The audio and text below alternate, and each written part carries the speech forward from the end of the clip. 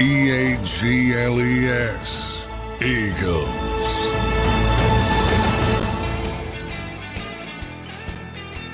Welcome in, everybody. A Football Friday edition of Birds 365. Another week going in the rearview mirror. Moving right along. The schedule has been released. If you missed our schedule release show yesterday, Johnny Mac and I did our win-loss game where we broke it all down. Johnny Mac, some interesting news in the sports world to start today. I woke up, came to my studio. I started setting up everything on the YouTube channel. Scotty Scheffler has been detained. I'm like, what the heck is going on here? Interesting stuff. How you doing this Friday? Yeah, I woke up to the same thing. I'm like, well, evidently there was an accident in Louisville at the PGA Championship. Unfortunately, someone passed away, and he was trying to get to the course, and I guess he was about 20 feet away from the entrance or 20 yards away, and went up on a median to get there, and all of a sudden he's getting arrested, the number one golfer in the world. I mean, come on. Louisville Police Department.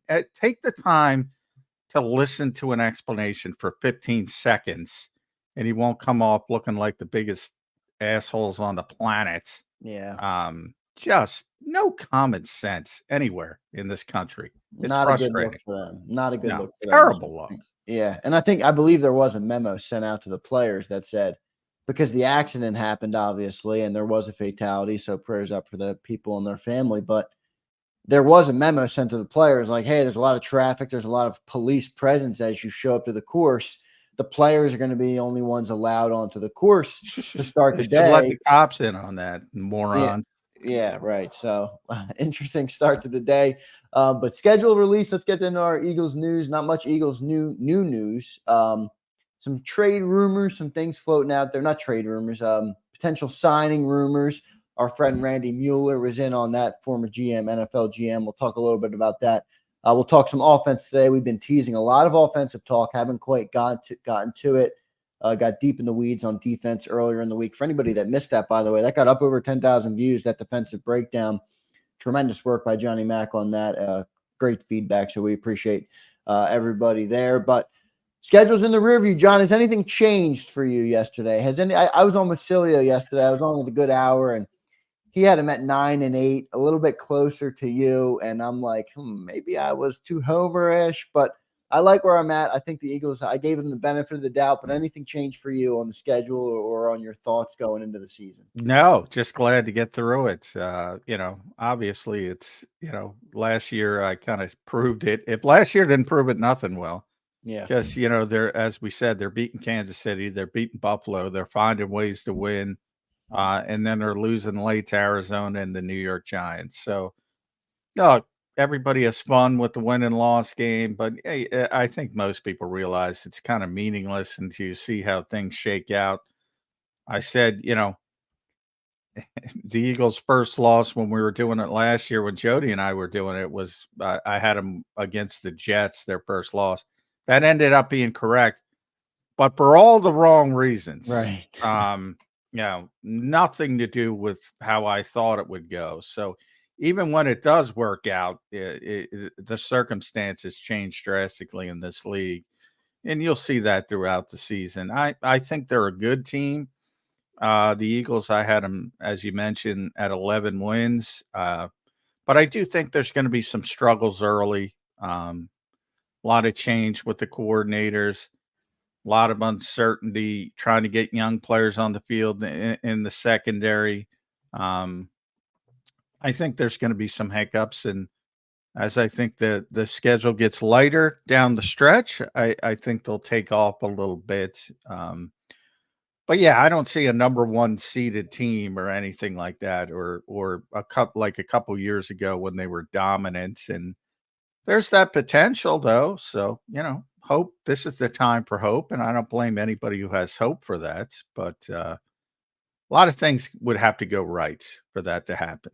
Yeah, a lot of fans fired up, and me included. I think we got a chance to bounce back this year. I said to Celia, one of my reasons for predicting all those wins is less about the team being better and more about the team just being able to avoid a catastrophic collapse, right? So take the team that was 10-1, get rid of the catastrophic collapse, maybe lower the turnover level. You might win 3 or 4 of those games, and all of a sudden you're a 13, 14 win team. Obviously that didn't happen last year, but I did factor that into my equation that I think they would avoid that type of collapse. Whether they do it, we will find out. But that's the reasoning for why I went with 13-4 for the Eagles as my early 2024 predictions. Johnny Mac, something I wanted to run by you, something I'm seeing all over the social media world, all over YouTube, is a potential target for the Eagles on the defensive side of the football. A former Vic Fangio player, a guy who excelled in Vic Fangio's system and spoke very highly of Vic Fangio when he was hired by the Eagles. Justin Simmons. Do you like Justin Simmons? Do you like the potential of that? What's your thoughts on potentially bringing a guy like that in to be a safety for the Eagles? I'll tell you before I give you a chance to respond.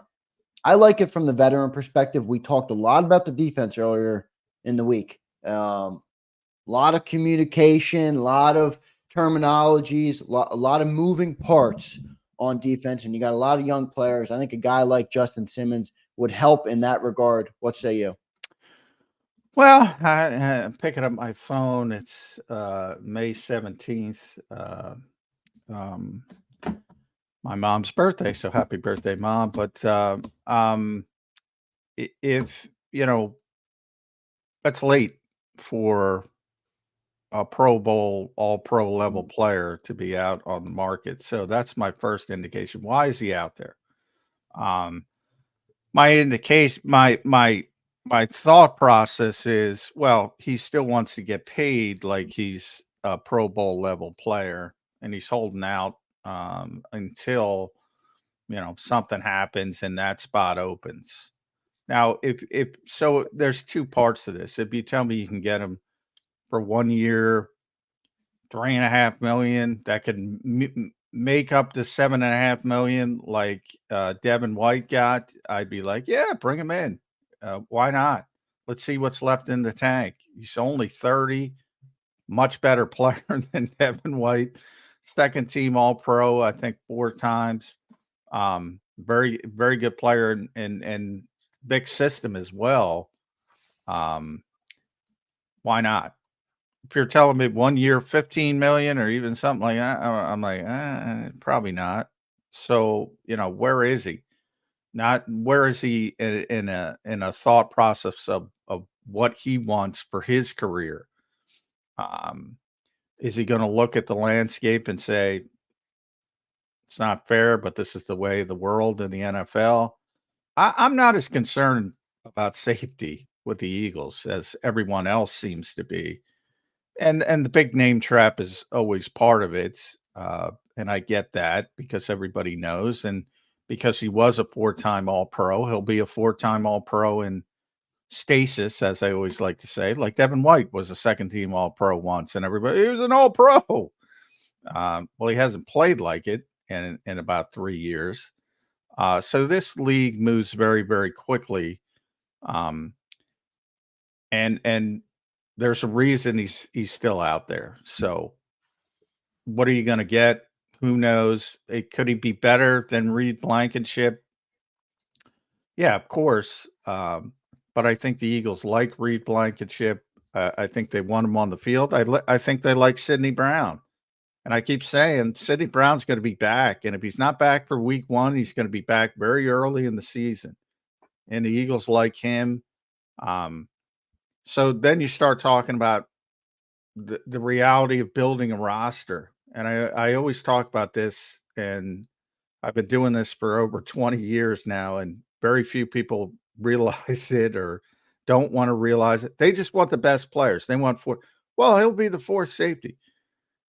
Again, if you're knocking people down and saying, all right, what's their role from that point? You got to be involved on special teams with Michael Clay, and that was a very big part of the strength of this team last year.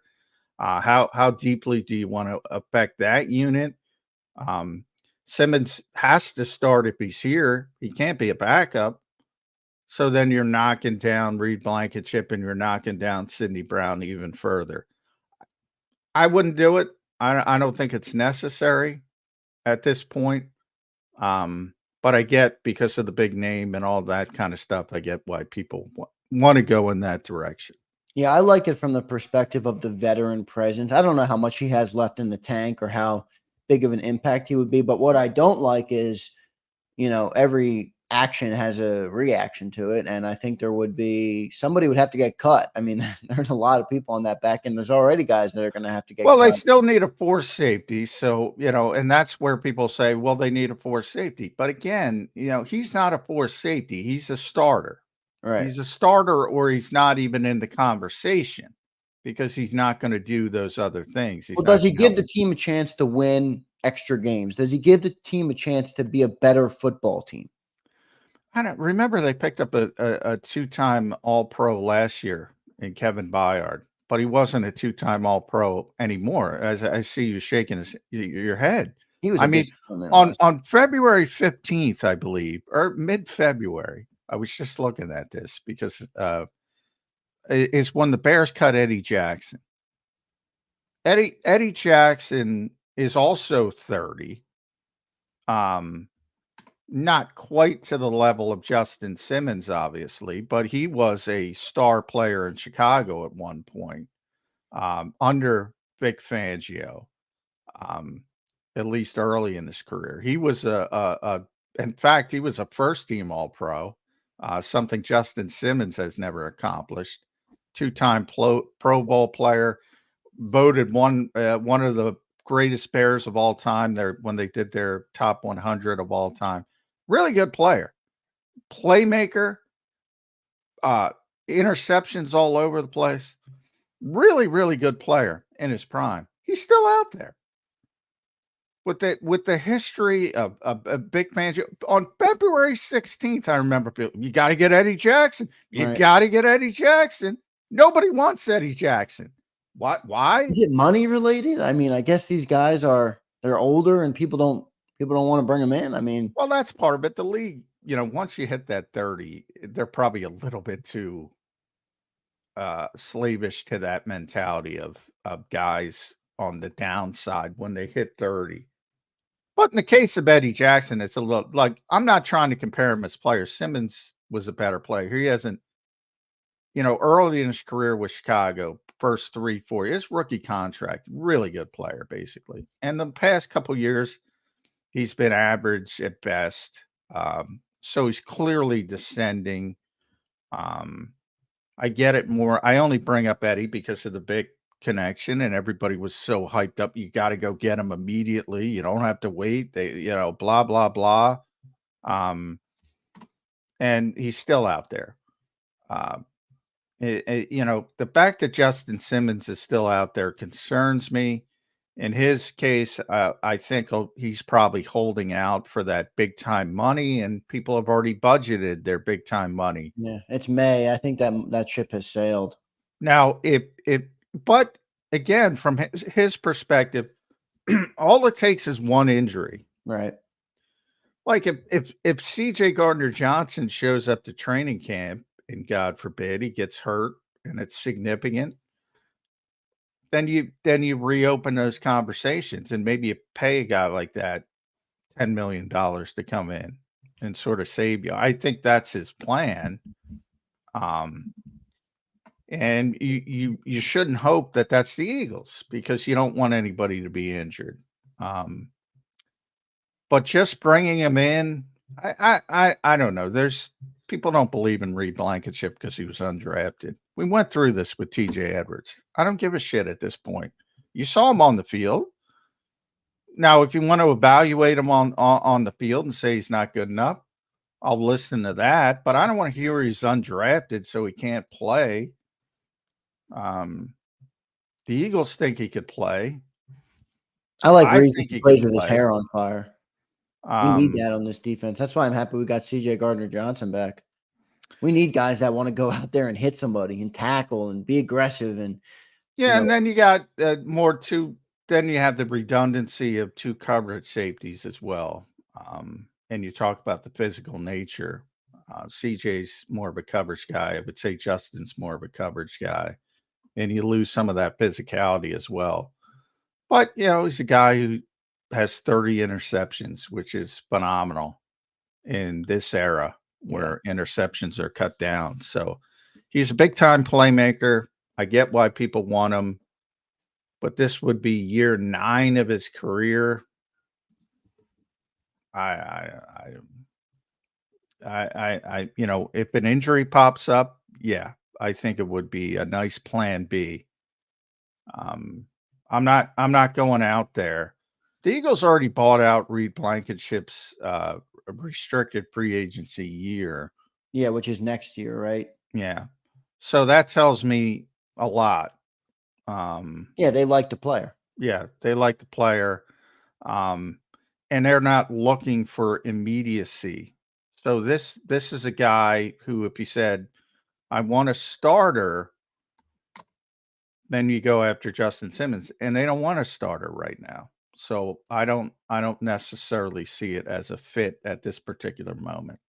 And they'll probably sign him. They'll probably sign him at 10:05 after I say that. I doubt it. Not yet. Maybe later in the summer, I could see that happening. John, anywhere else on the defense right now that you think they need to address? I know, obviously, I'm not going down the linebacker path. Well, I mean, but it's so obvious. Yeah, but what about like defensive tackle? Like you got Jordan Davis, you got Jalen Carter, you got Milton Williams. After that, I mean, I know you have Marlon, you have a couple other guys. They have that undrafted guy that everybody is acting like is going to be a big. Like, do they need more depth at that position? Well, I think they need a backup for Jordan Davis. Because if Jordan Davis goes down, the whole defense is going to change. Yeah. But those guys that's easier said than done to find a guy to back up. And they brought in PJ Mustipher, who's a kid from who was at Penn State. And he's got some size, and who knows? You're trying to roll. Remember, it's not like you're going to get an impactful nose tackle, but you need somebody with those types of traits, so you can at least replicate those 5-man fronts we talked about earlier this week. Right. And I don't know if they can do that right now. Right now, they probably have Marlon Tuipulotu do it. And he could. Seems like that's not I don't want to say a dying breed, but there's less of those guys in the NFL today. Well, there's a bunch of them, but yeah, there's not a lot of depth to those guys. There's you can find a 340-pound guy. They had Noah Ellis for a year and a half trying to develop him. Christian's brother is 340 or something, but they couldn't develop him into anything. So, and that's sort of like Mustipher. Mustipher's not that big, 320-ish. And we'll see if they get, because we're talking about a backup. We're not talking about a starter. And you're not going to be able to bring in somebody, but you need that trait. And I talked about it a lot. Jonathan Gannon's first year, he didn't have it. So people didn't even know he was playing big defense because he couldn't use the 5-man fronts as much as he would have liked. Right. And that's because they didn't have a nose tackle. Yeah, let's get to our first commercial break. Coming up next, Paul Domowitch, who joins us every Friday. We'll get his thoughts on the Eagles' schedule and some of the other things Johnny Mac and I have been kicking around. I want to say good morning and thank you to all of our viewers in the chat box today. James, Twiz, Mark, Eagles, Green Talons. We appreciate you guys all for being in here today and this morning after a good week, another good week in Eagle Land. OTAs start Monday, so a lot to look forward to next week. Make sure you guys drop a like on the show to help Birds 365 grow. We appreciate it. We'll take our first commercial timeout. Coming up next, Paul Domowitch on Birds 365. If you missed any of today's show on the JAKIB Media channel, listen to the podcast on your way home. Available on YouTube, Apple, and Spotify.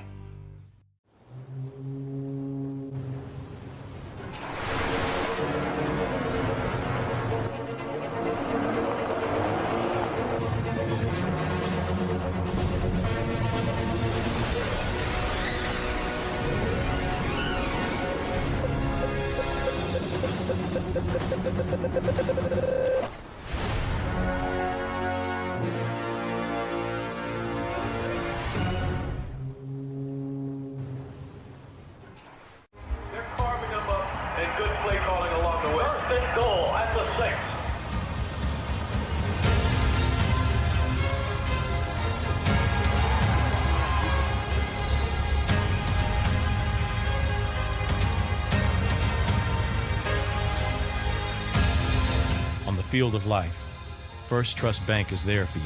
Champions on 3. 1, 2, 3. Because Philadelphia dreams deserve a Philadelphia bank. Heading down the shore. Have a ball once more. Here, imaginations run wild and time stands still. Because here, you can find the best of the Jersey Shore, all on one 5-mile island. So leave the old you behind and get lost in the woods. Wild, wild, wildwood day. Plan your stay in the Wildwoods today.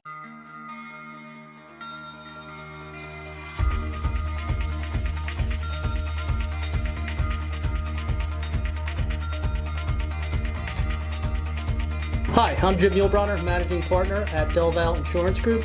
Give us a call. We're a local, knowledgeable agency, not an 800 number. Go Birds!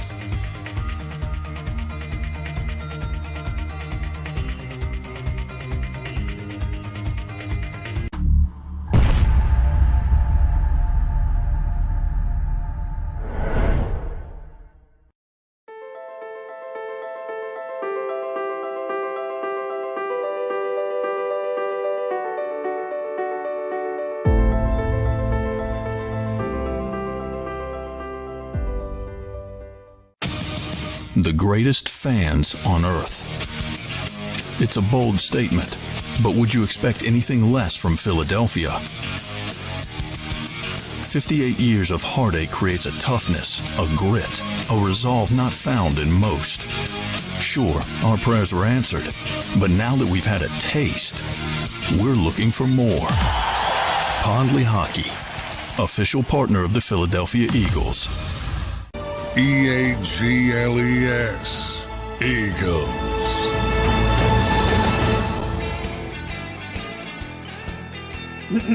Welcome back in, everybody. A Friday edition of Birds 365 following the NFL schedule release week. Welcome, joined now on Birds 365 by Hall of Fame selector Paul Domowitch. Paul, welcome to the show, man. How you doing?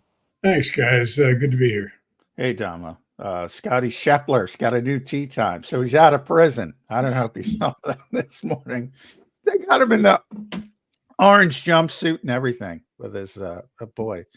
Nice look for the Louisville Police Department. But anyway, I digress. He's got a new tea time, so people excited about that. We'll get to see him. Eagles schedule is more important here on Birds 365, Damo. First thoughts. I know you love the win and loss game. Who doesn't? But I like to look at themes. I always say, what jumped out at you when you saw this thing for the first time? Well, obviously we knew they were losing a home game, so that was a negative. The early bye, I'm not crazy about. It's not devastating, but you never like to have your bye that early. The biggest thing that concerns me is week 7 through 13. 5 out of 7 games on the road. Just like last year, a lot of it are their toughest games.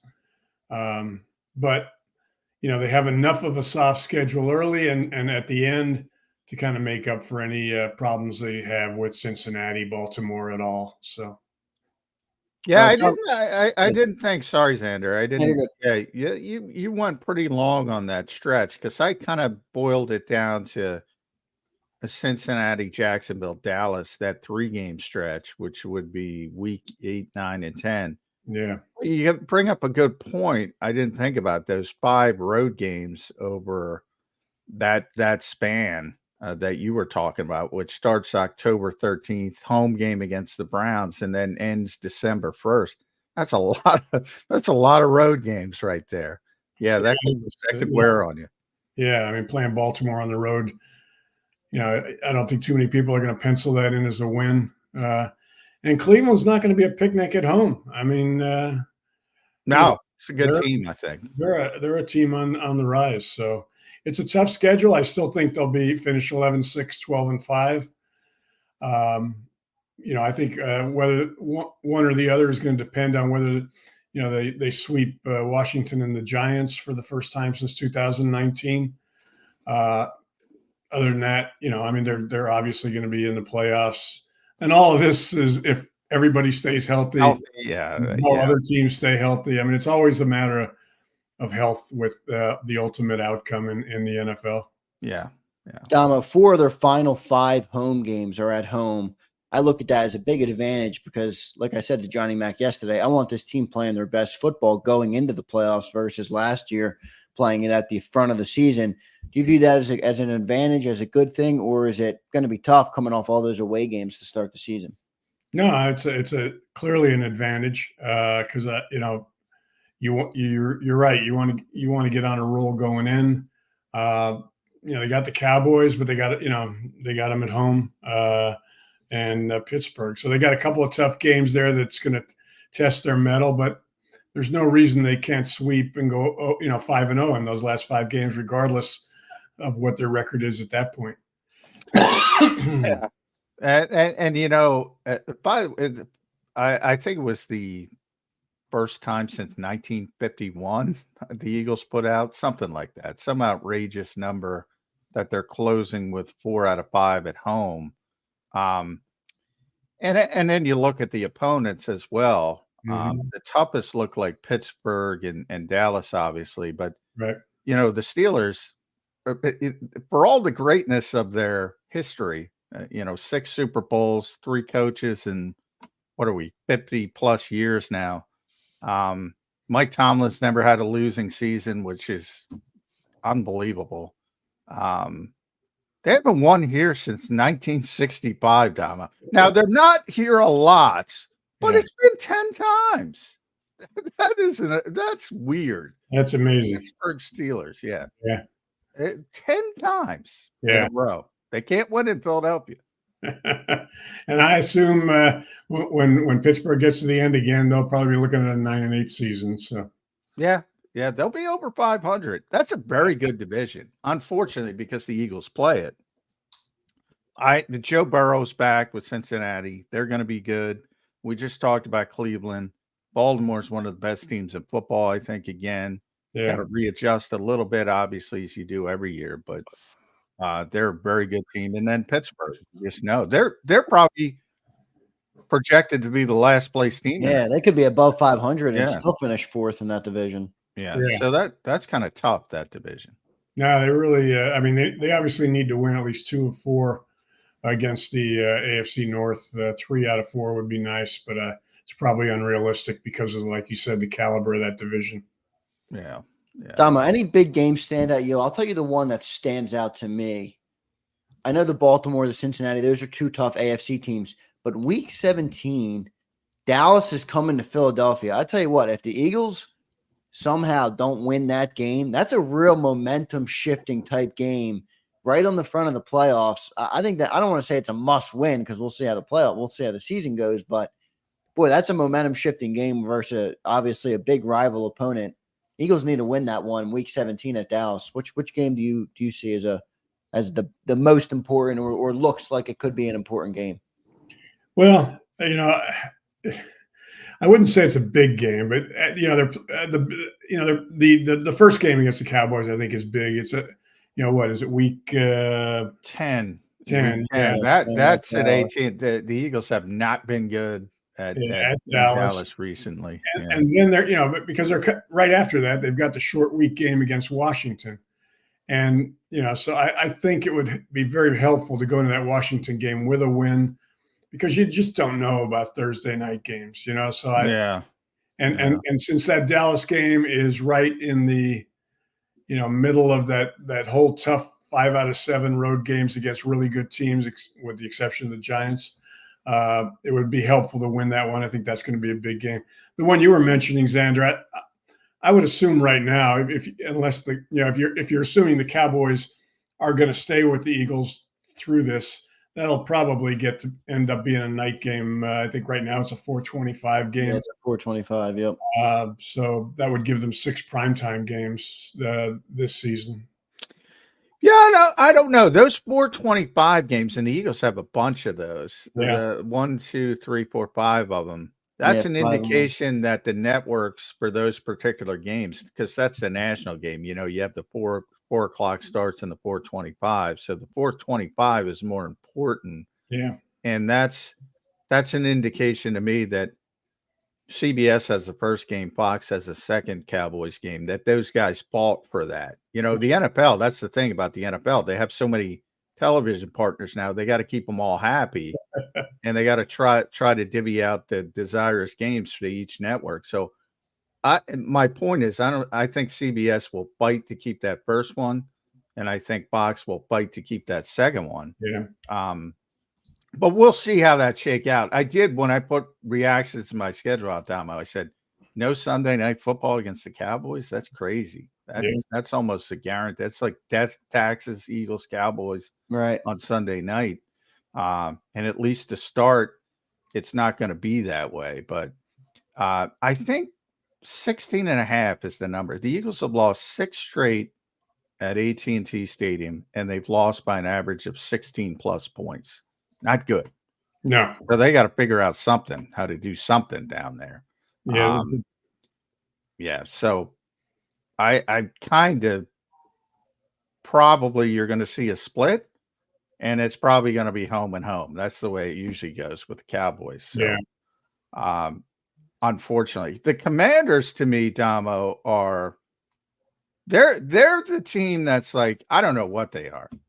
They could be really improved, because I'm a big Jaden Daniels guy. I think he's going to be really difficult to deal with, but I don't know first year. Yeah. But I could see them. You think about RG3 in his first year. People forget, because it went so bad, how good he was. And they made the playoffs, and he got hurt in the playoff game, and it was all downhill from there. But, you know, they could be good. Washington, sneaky good. I don't feel that way about the Giants, though. No, I don't either.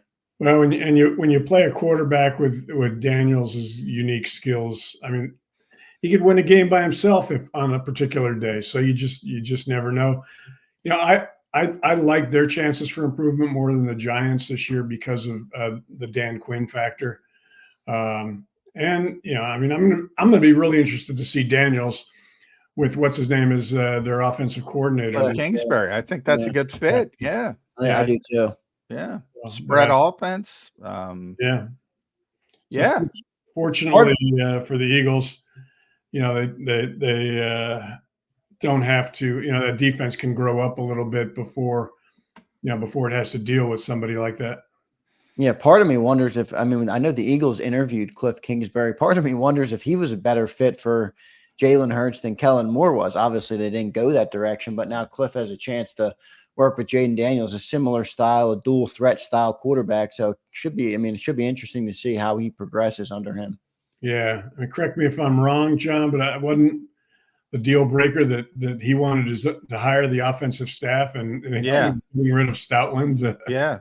I think the Eagles wanted Cliff. I think, you know, if he would have agreed to, you know, basically Kellen got Doug Nussmeier, and he got another assistant, and that was it. And everybody, I think if Cliff agreed to that, he'd be here. Yeah. Eagles would never admit that, but I think that's the way they wanted to go. And it's interesting that he's in the same division with Brian Johnson, by the way, who's the assistant head coach and the passing game coordinator for Dan Quinn down there. So, yeah, that's going to be an interesting storyline because, yeah, they seem to have they targeted Cliff first. It's hard to say they wanted him because if somebody walks in the building and says, I need this, I need that, like back in the day, they wanted Adam Gase, but, you know, Adam Gase thought he was Bill Belichick at the time. He was like, I want this, I want that. So it's hard to say that they were going to hire him, but I think if everything went perfectly, I think he'd be the Eagles offensive coordinator. Yeah. You know what also is interesting about Washington going up against the Eagles is, you know, the intel that Brian Johnson can bring to Quinn regarding how to deal with Jalen. I don't know that it's going to, you know, make the difference in, you know, how the outcome of the game, but he obviously knows Jalen's strengths and weaknesses very well. Yeah.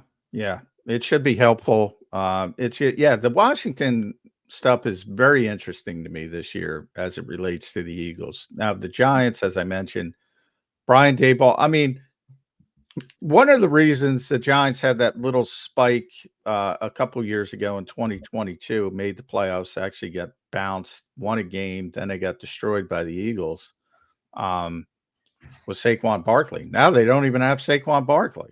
That looks like it. Unfortunately for Brian Daboll, who's a good friend of Nick Sirianni, he looks like a dead man walking. I do not like that situation with the New York Giants. Am I too pessimistic about the New York Giants, Dama? Yeah, I mean, it's funny, John. I mean, there aren't very many people that like Daniel Jones these days. I think he's better than a lot of people think, and I think he'll keep them afloat. I think he's good. I think he's an average NFL quarterback. I think he's a legitimate starting quarterback. But, everything else, they got the kid from what they have a receiver finally. Yeah. They've increased I think they're fat a little better at receiver. They don't have the guy that's averaged 5.2 yards per catch. We do. Yeah, right. So I'm not expecting them to bounce back and make the playoffs like they did 2 years ago. I just think if I had to pick a team that might be a little better, they did get Brian Burns defensively. Yeah, he's a good player. You add Brian Burns to Kayvon Thibodeau, who showed some signs. You might have a decent pass rush, but then they lose Wink Martindale because Daboll can't get along with him. Yeah. Well, I don't know if I can blame Daboll because Wink doesn't get along with anybody, but that hurts them. I thought when Joe Shane and Brian Daboll first got there, I thought, wow, the Giants are making some good decisions. They're going the right way and all. It just no, they need Jerry Reese back. Yeah. It's been that long. Yeah, the New York Giants. One guy that's not going to miss Wink is Hurts when they played the Giants. Yes, Wink, that's true. That's true. Wink brings the pressure, that's for sure.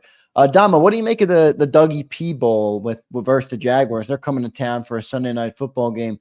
What's your perspective on, I guess, his tenure in Jacksonville and Trevor Lawrence? Trevor Lawrence has been kind of a letdown for me. Yeah. He was one of the guys I thought was going to come in and adapt to the NFL very quickly with his skill set.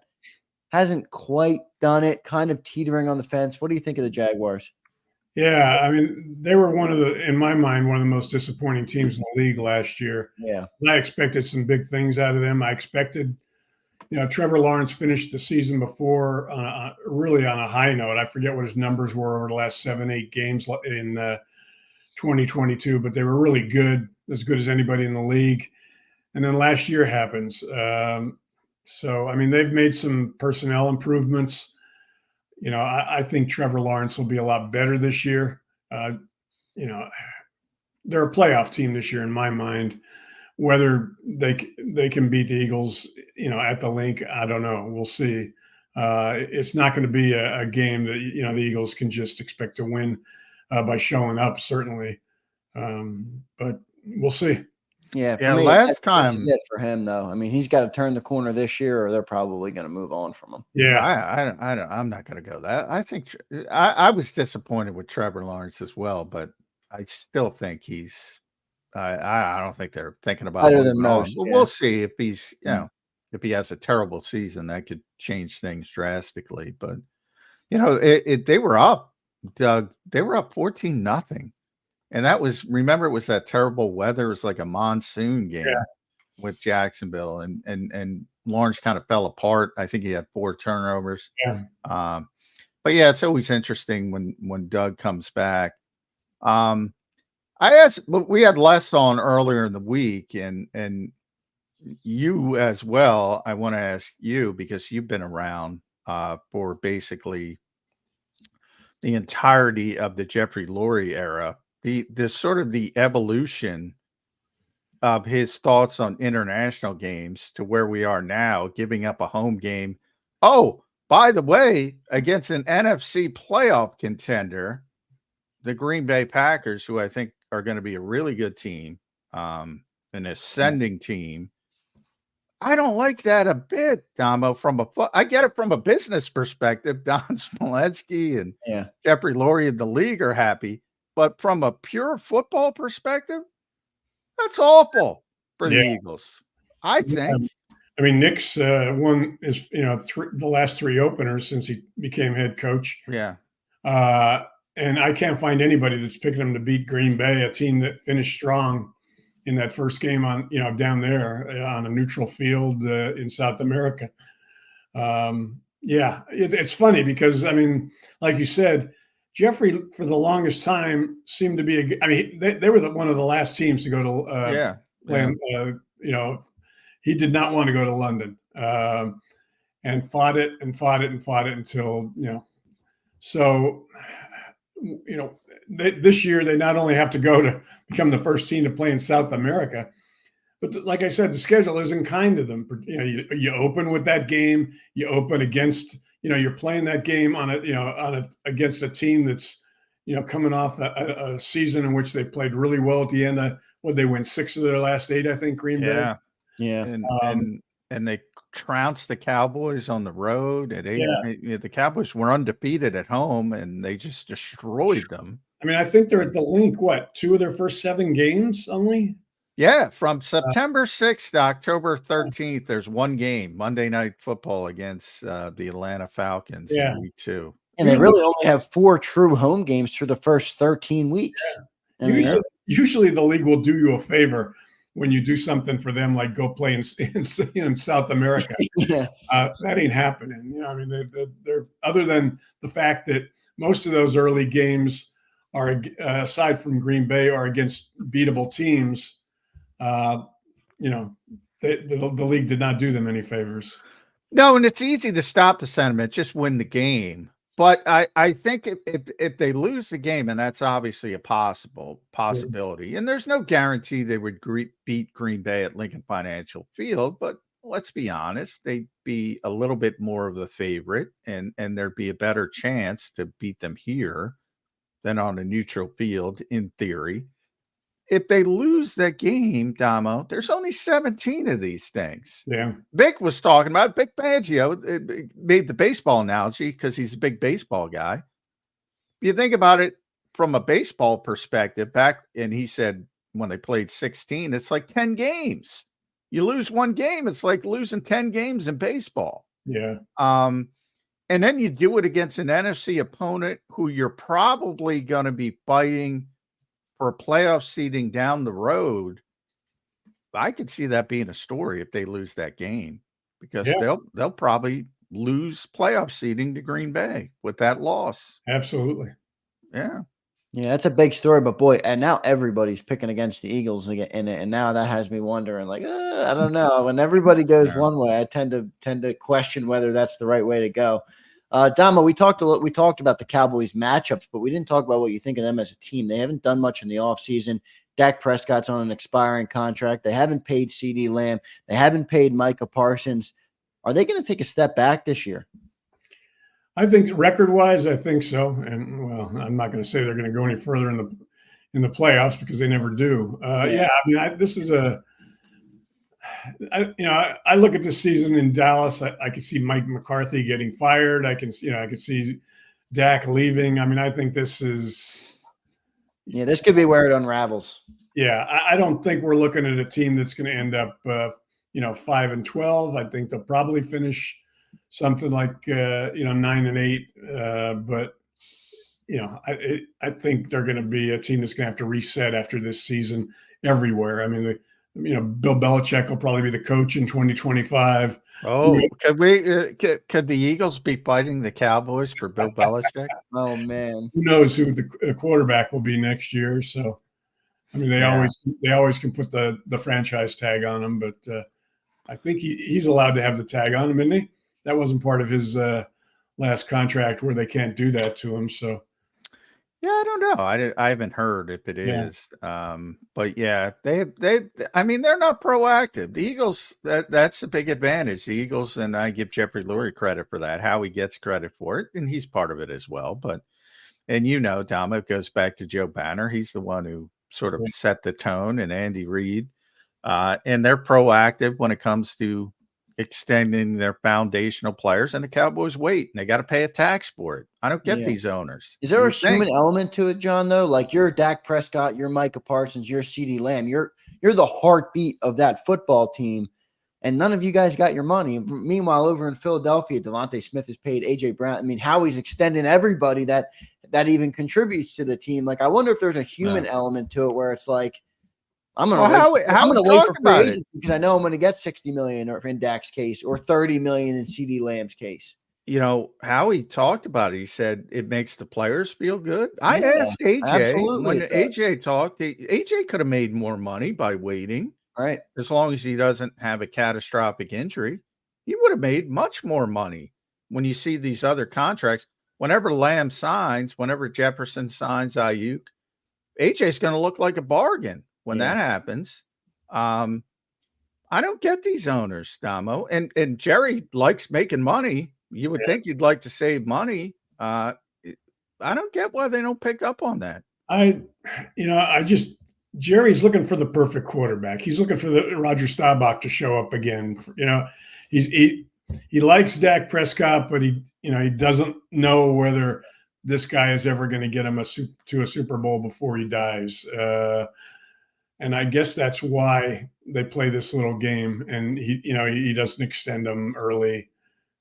I will say the one thing I'm concerned about from a Cowboys perspective, and you brought him up, Zander, was Micah Parsons, because Mike Zimmer's the defensive coordinator. Now, Mike's been gone for a while.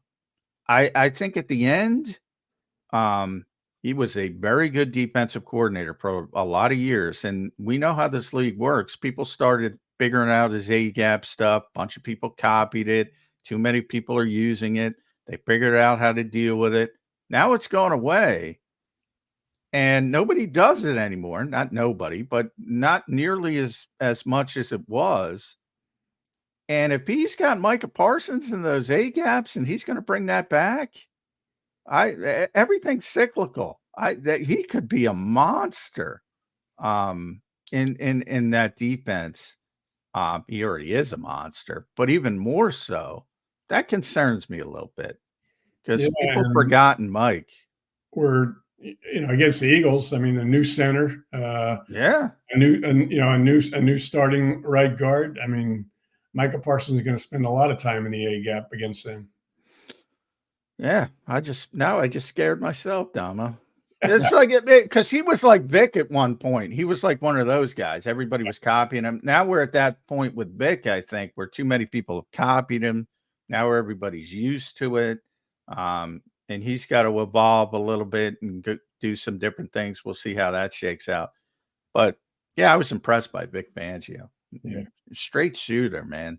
We talked about it a little bit last week, but I do think the Eagles' defense is going to improve just because of his presence. The question is how much.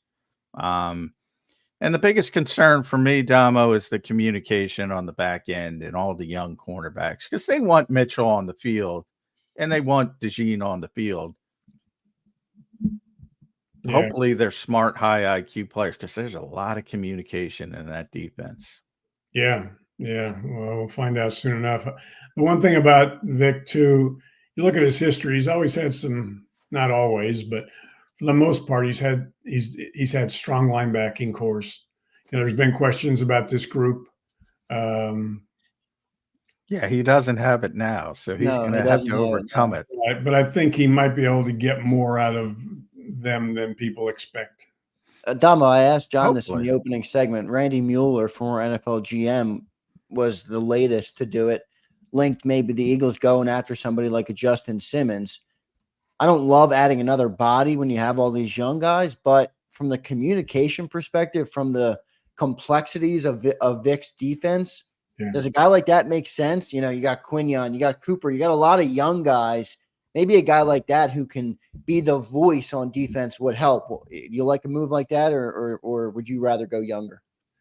No, I mean, he's still got a couple of years left in him. His knowledge of Vic's system obviously is unquestioned. Vic likes him.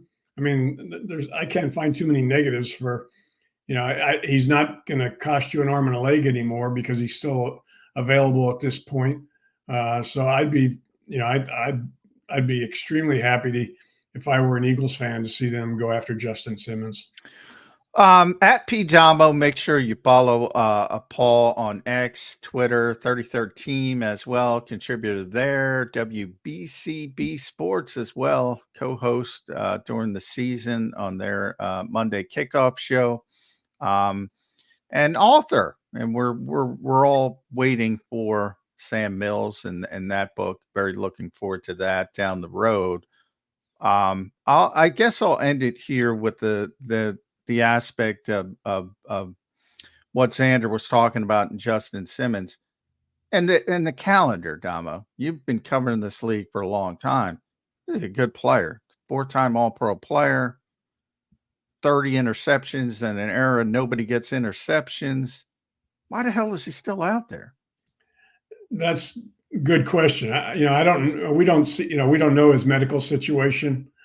Is there something there that people know about that we don't? I don't know.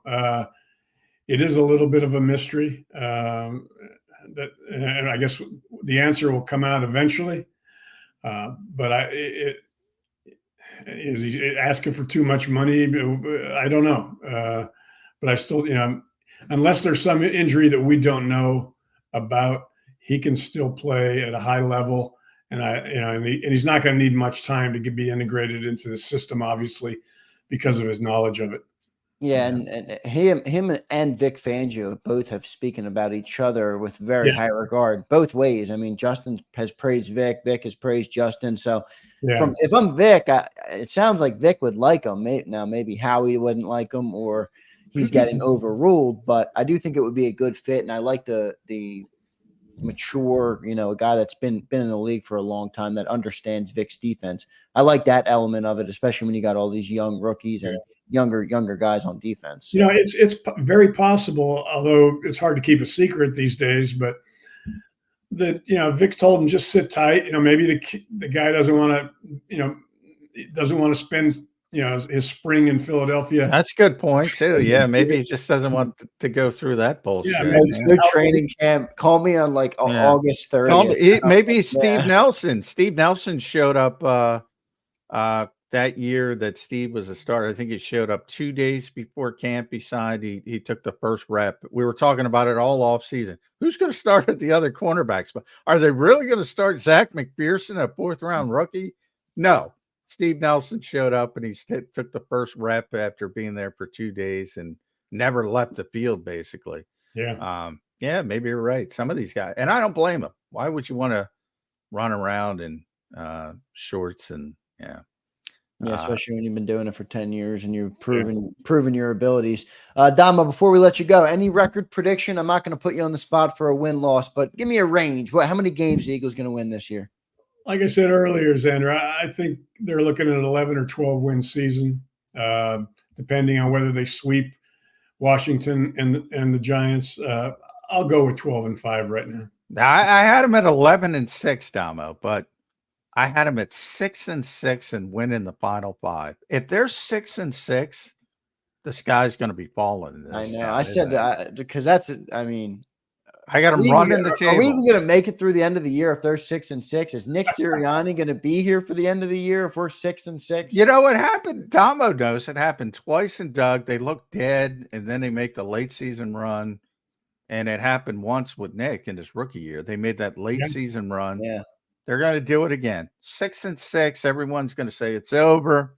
And then bang, they're in the playoffs. The 2023 Eagles did not get the late season run memo, apparently. No, they did not. No, they got the opposite. But Damo, thanks for joining the show, man. We'll talk to you next week. All right. You bet. Thanks for having me, guys. Take care. Appreciate it. Thanks, Damo. Paul Domowitch joining the show. Always great Hall of Fame selector. Does great work and always has covering. Yeah, that's a good for a long time. Justin Simmons. Maybe he doesn't want to do the off-season stuff. Okay. I will say this, though, because I was looking at it, too, before we hit the break. And Denver already gave away his number to a 5th-round pick. And there's some question marks there. It's like, what's going on? Because nobody knows him better than Denver. Right. Yeah. I don't know. I wonder what it could be. I mean, I think he's a competent player, and he seems on the front end, he seems like a stand-up guy. He almost seems like a guy that would be a red star type player for the Eagles. But there must be something more to it. You're right. And Denver's giving his number away to a 5th-round rookie. They're obviously not bringing him back in. We'll hit a commercial timeout. I got some offensive questions for Johnny Mack. We've been talking a lot about the defense. Well, I think there's a lot of pressure on the offense this year going into the season. There's a lot of pressure on Kellen. There's a lot of pressure on Jalen Hurts, the quarterback of the Eagles. So we'll talk about that coming up next on Birds 365. I want to thank everybody real quick for tuning into the show. Ty, James, Time, Lord. We appreciate all you guys in the chat. Anybody I missed, Rolando. Make sure you guys drop us a like. We appreciate it. And we'll be right back on Birds 365. If you missed any of today's show on the JAKIB Media channel, listen to the podcast on your way home. Available on YouTube, Apple, and Spotify.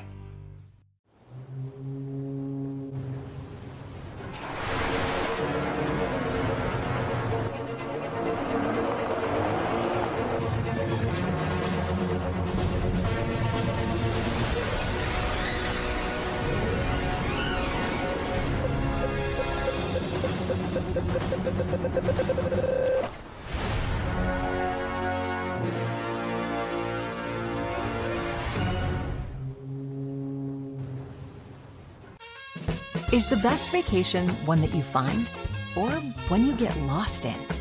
One that takes you to new heights, or reminds you to go with the flow? To get your feet wet and your wheels spinning? One that lets you find your own rhythm, or get carried away? Find the best of yourself. Get lost in the woods. Plan your stay in the Wildwoods today. Go passionately. Go fearlessly. Go confidently. Go Birds! Go confidently towards your goals with First Trust, Philly's hometown bank for nearly 90 years, and the official bank of the Philadelphia Eagles. We're focused on getting you over the goal line. So go with conviction. Go with trust. Go Birds! And go forward with us by your side. First Trust Bank, the official bank of Philadelphia dreams. Oh, and go Birds. Listen, if we even think you owe us money, you won't know what hit you. We'll put liens on everything you own. Raid your bank accounts, retirement fund, pension. You'll open up your paycheck and cry because we'll already have the money. We'll haul you into federal court and you might even go to jail. Hey, it's our job. Don't fight the IRS alone. The Tax Doctor is here to help you negotiate your tax bill and reduce your stress. Our experts will fight for you using IRS guidelines to stop any IRS actions like bank levies or wage garnishments. Plus, eliminate penalties and interest and reduce your past tax bill so you pay the IRS less. Help is here to deal with the IRS to reduce your stress. If you owe $10,000 or more in back taxes, do not call the IRS alone. Call a tax doctor now for a tax emergency analysis. I'd have my mom call the number on the screen. You come see me alone. We'll work it out.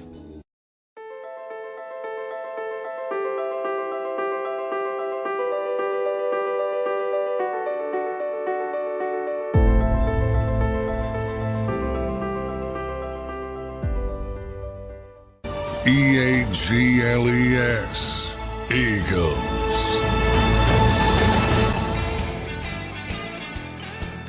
Welcome back in, everybody, to Friday's edition of Birds 365. Another week went by quick. Johnny Mack, let's talk offense. I'll start it with a quick question and get your overall opinion. What's your comfort level with Jalen Hurts going into the 2024 season? More than I was going to say more than most, but I don't know if that's the case because there's a lot of people who don't question Jalen at all. And I do think there are some significant questions that need to be answered, but I think he's a very good quarterback. Can he get back to where he was in 2022? I don't know. That's what we've mentioned that a couple times. And I brought up my Dante Culpepper story, and that's what happens. And that's why, week one, I've talked a lot about. I still have to see how Jordan Love, because Vic Fangio is going to spend a lot of time looking at what Jordan Love did well. And he's going to try to take it away.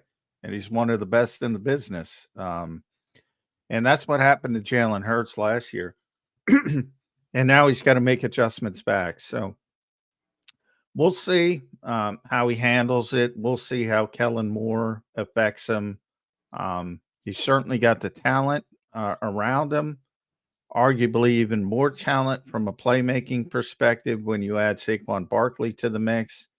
And whoever ends up being the third receiver, whether it's Paris Campbell or Anaya Smith or somebody else, probably going to be better than what they got last year, at least to a certain degree.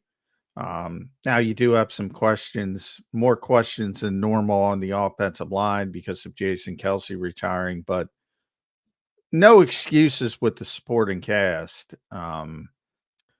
So I think he's going to be fine, but there's some valid questions to bring up. Yeah, I mean, you talk about wide receiver 3. Part of me doesn't even want to go there because my concerns are less about Jalen Hurts' skill level and more about his ability to be able to get some of those guys in the game. Like, I know Saquon Barkley is a great back. I know A.J. Brown's great. I know Devontae Smith is great. But will Jalen Hurts use them properly, or will he be more reliant on his playmaking abilities? I said this yesterday. I don't have a problem with that because if I was as athletic as Jalen Hurts, I'd probably try and do the same dang thing.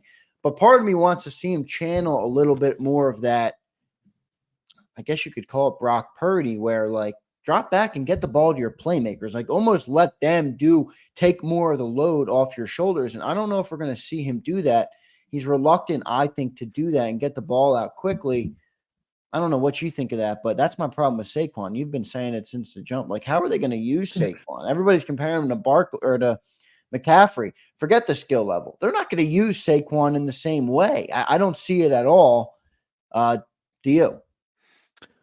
I don't, and we'll see. Maybe Kellen Moore changes that. But I'm with you from the perspective of getting the running back more involved in the passing game, which I I don't know why anybody wants that. Especially on the team with A.J. Brown and Devontae Smith and Dallas Goedert, who we never even talk about.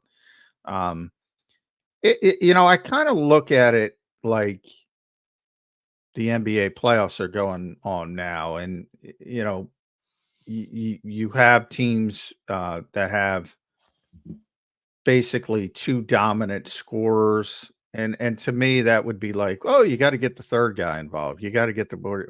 Well, why? You saw last night, if you're an NBA fan, Anthony Edwards, who may be the biggest young star in that league. That guy can play. Yeah, to say the least. Yeah, I don't want other people involved if he's taking over the game. I mean, just for the sake of it. And it's not a perfect comparison, but yeah, no, I know AJ and Devontae are the guys. And then it goes down to Dallas Goedert, and then it goes down to Saquon Barkley in the passing game. I don't want Saquon Barkley involved in the passing game. Why would you? Well, because I think the ceiling might be higher if you are, and not specifically on just using the running back in the passing game. I'm talking about the ability to get all of your weapons engaged to make your offense reliant on some of the most talented players in the NFL. It makes you tougher to stop. It could get you out of a situation late in the season when your offense is stale. And, I mean, you just saw it with the 49ers. I don't think Brock Purdy's that good of a quarterback, but boy, he knows how to use the talent around him.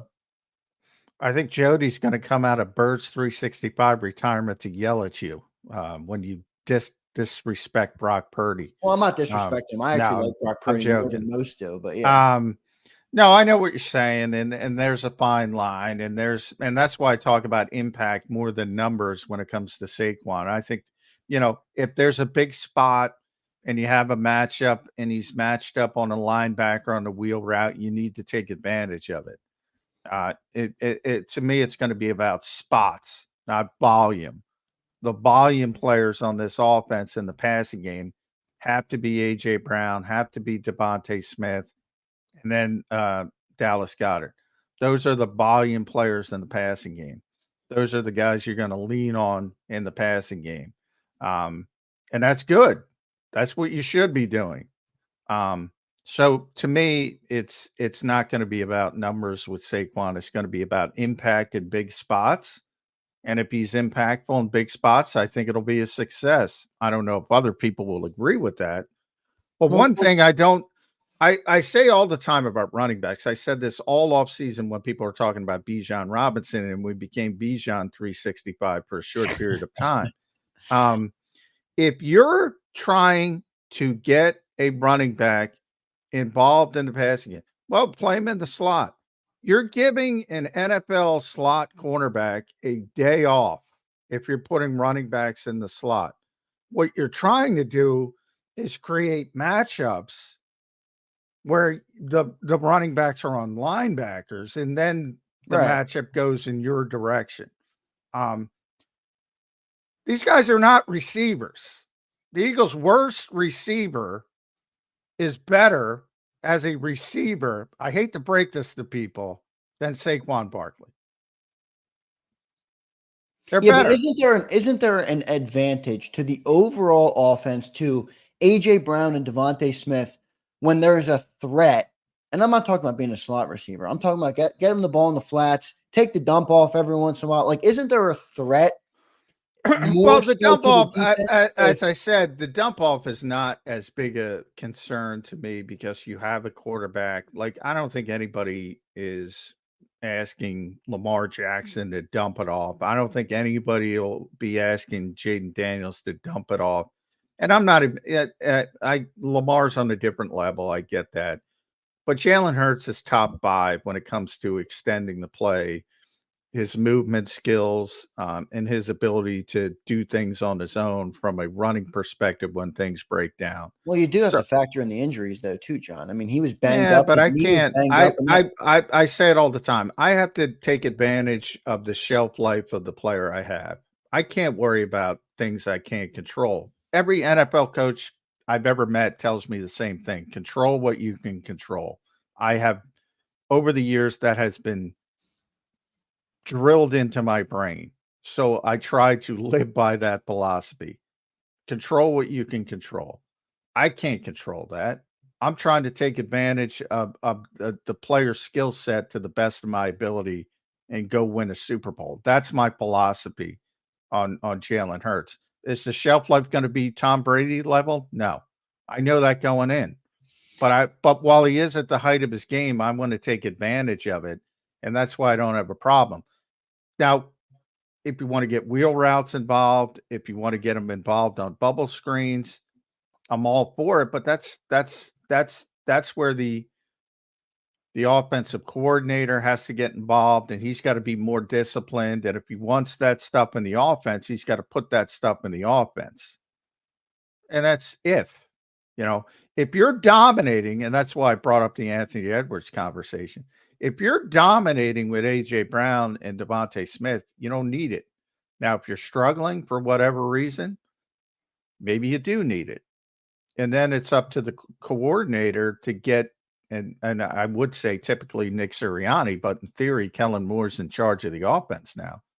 We'll see how that shakes out. That's his job. If he wants wheel routes, you got to call a wheel route. But the dump offs, I don't give a flying you know what about. No, I know what you're saying because, like, you have A.J. Brown and Devontae Smith. Like, I'm not going to choose a dump off over those guys, but we have now the benefit of having one of the most talented offenses we've seen in modern Eagles history. Like, why not create an offense that is more versatile versus I put so much emphasis on those two guys. If that goes away for whatever reason, if the defense blankets it, if they're double, triple covering, like you saw Hurts throwing a double coverage many times last year, like, create that other part of your offense. You say control what I can control. Well, I'd love to control the fact that I have a plan if they're taking A.J. Brown out of the game, or if they're taking Devontae Smith out of the game, that I can get the ball to Saquon. I can get the ball to Dallas Well, Goedert. yeah, I mean, that I agree with. If somebody else is, as you know, and Bill Belichick used to be famous for taking your top option away, and then you have to, and that's up to Kellen Moore at that point to be disciplined to game plan and have that in position to go in a different direction. But all I'm saying is, you know, I go back to Jimmy Johnson and the Cowboys when the Cowboys were great, and winning Super Bowls with Troy and Emmett and Michael Irvin and that offensive line. They had three running plays. Everybody in the NFL knew what was coming, and they couldn't stop it.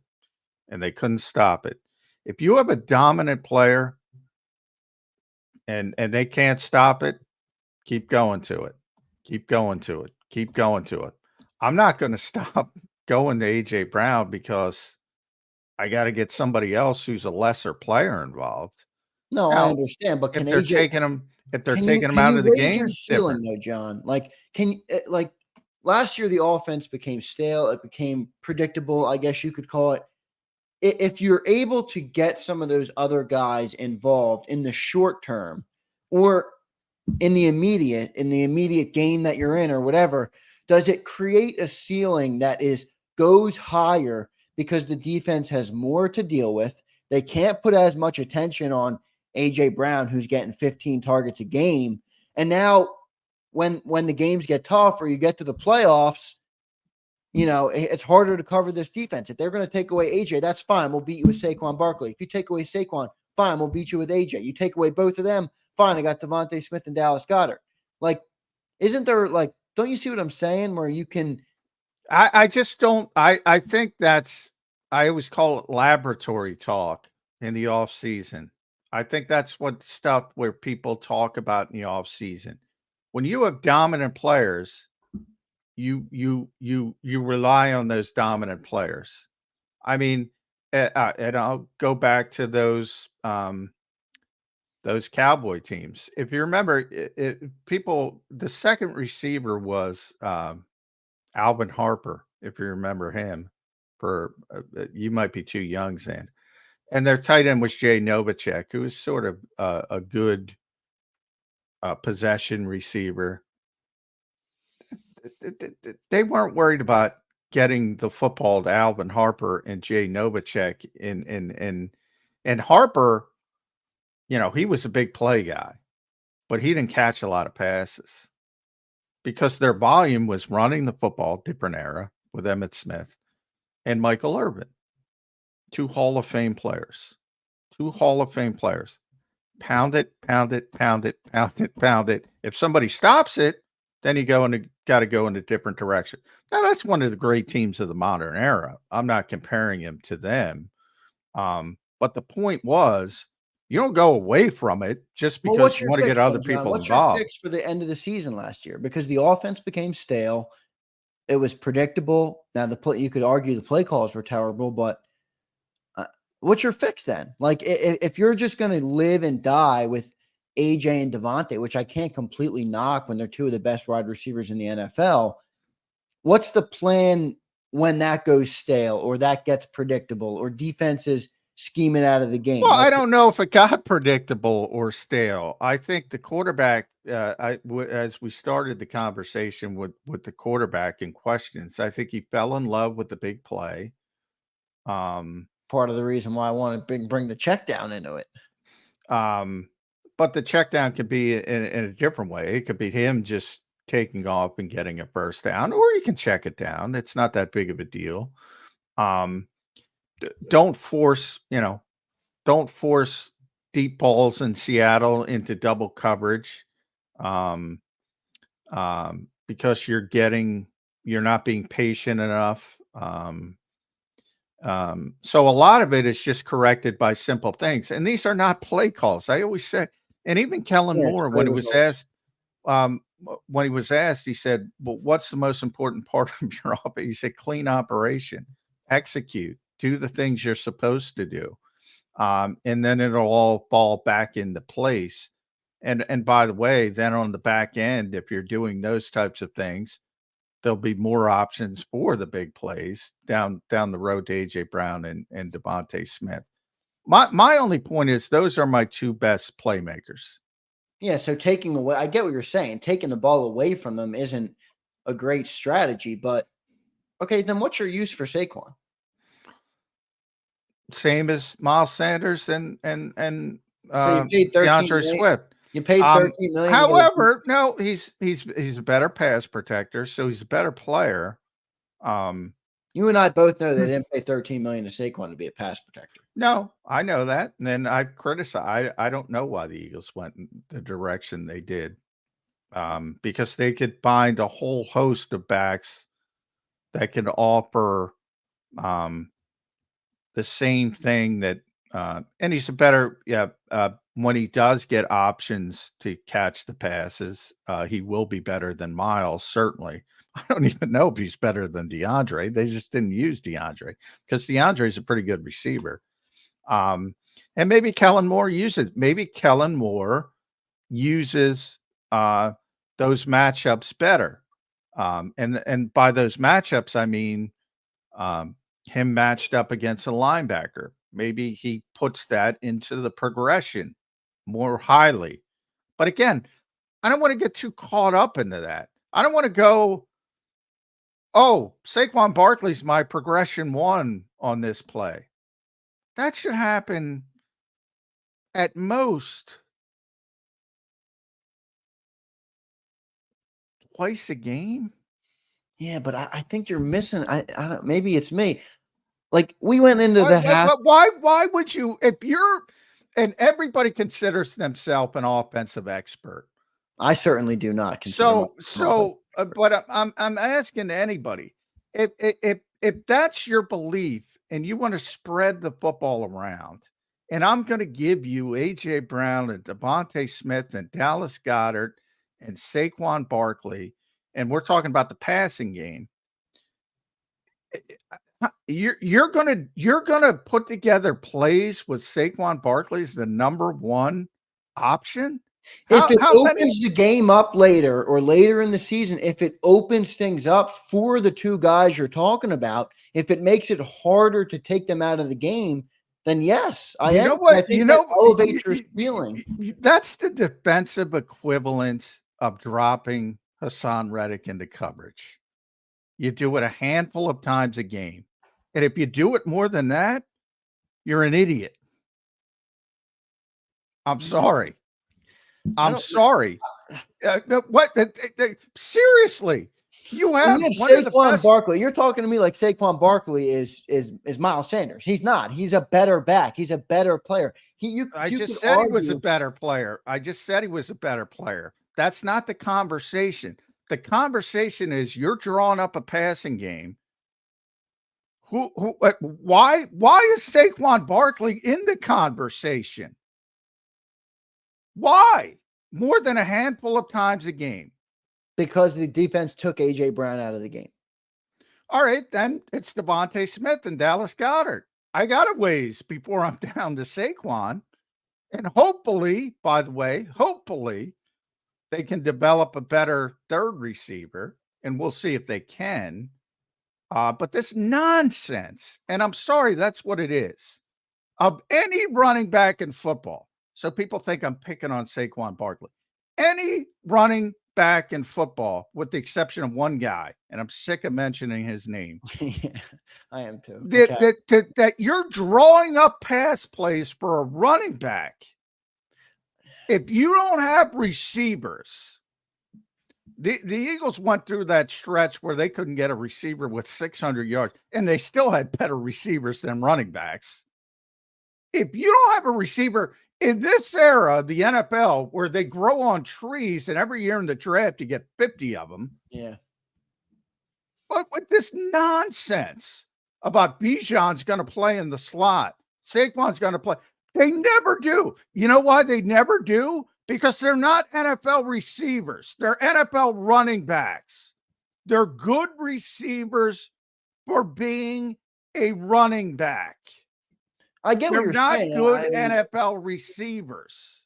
I just wonder if I get what I believe you're correct when you're talking about the passing game. Using Saquon is not going to be as effective as using AJ and Devontae.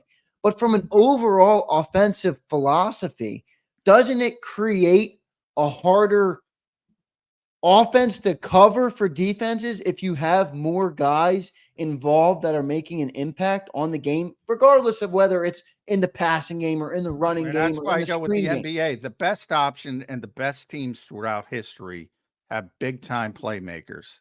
Nobody in San Francisco was worried about Jerry Rice getting the football. Nobody in Dallas was worried about Michael Irvin getting the football. Even lesser teams. There's nobody in Minnesota saying, "Hey, don't give it to Justin Jefferson."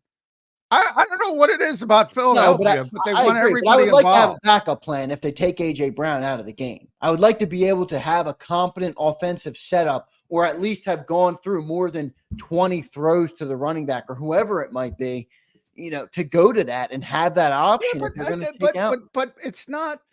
They have Devontae Smith, who's a 2-time 1,000-yard receiver. And his third year as a rookie was over 900. They have Dallas Goedert, who's one of the best tight ends in the NFL. Who's overrated? They have other players. They have other players that are more impactful in the passing game. So I don't give a rat's ass if they get the football to the running back. I don't. I think it's less about that and more just about making your offense more dynamic. I mean, Saquon Barkley is a dynamic player. Yes or no? Yes. Yes. So get him into the offense. He's a dynamic, and he will be as a running back. And very occasionally, again, Hassan Reddick dropped 4 times a game. Get him involved 4 times a game in the pass game. Everybody, but this nonsense of he's got to be game plan for and this bullshit. Kellen Moore should be fired. Nick Sirianni, when he got here, said the offense runs through. At the time, they didn't have AJ. It was Dallas and Devontae. Then it became AJ. It was AJ at first. It was AJ, Dallas and Devontae. Now it's AJ, Devontae, and Dallas. And if Kellen Moore does anything different like that, they should fire him before he gets to his first game. Well, let's get to a break because I don't want to keep Ryan Cameron, our guy from Philly Sports Network, is waiting in the green room. So I want to get to a break. But I will say, I understand what you're saying, but part of me wonders, okay, well, that's the same guys we had last year when we collapsed, had a historic collapse. Wasn't their fault? Well, it's got to be some of their fault. They're not completely absolved. AJ's got 50. AJ set the franchise freaking record. I know that was here since Mike Quick in his first year for receiving yards. In his second year, he set the franchise record for receptions. I get that, but situationally, as you talked about, you might not be able to rely on that at every moment. No? Well, of course not. But the assumption that because you lose or you have a bad stretch, that you have to go away from your best players, your best proven players. No, you got to fix the other stuff. You got to fix the turnovers. You got to have the clean operation that Kellen Moore was talking about. You got to do all the little things. When you see double coverage, you don't throw into the teeth of the double coverage. That's a good idea. You gotta fix the little things.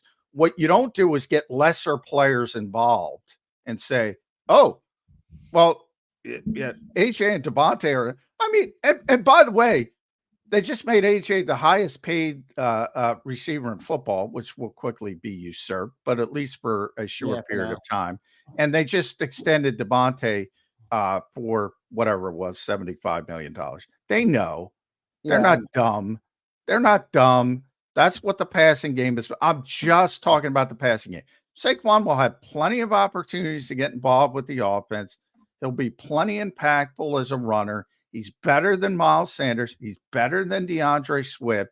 What he's not is a slot receiver in the NFL. Stop that nonsense. That's all I'm trying to say. You're giving the defense a day off if you're trying to get that involved. What you want to do is match them up with linebackers, and you can do that judiciously a few times a game if you're Kellen Moore and if you're able to utilize it correctly. Let's get to our next commercial break. We have Brian Cameron coming up next. Let me real quick thank James Carter for the super chat. Johnny Mack saying they're constantly running cover 3 buzz with Sam and strong safety rotating. Then Barkley assuredly becomes a valid 3 option and effectively 1 if playing good CB team with good free safety. And where's Dallas Goedert? Where's Dallas Goedert in this assumption?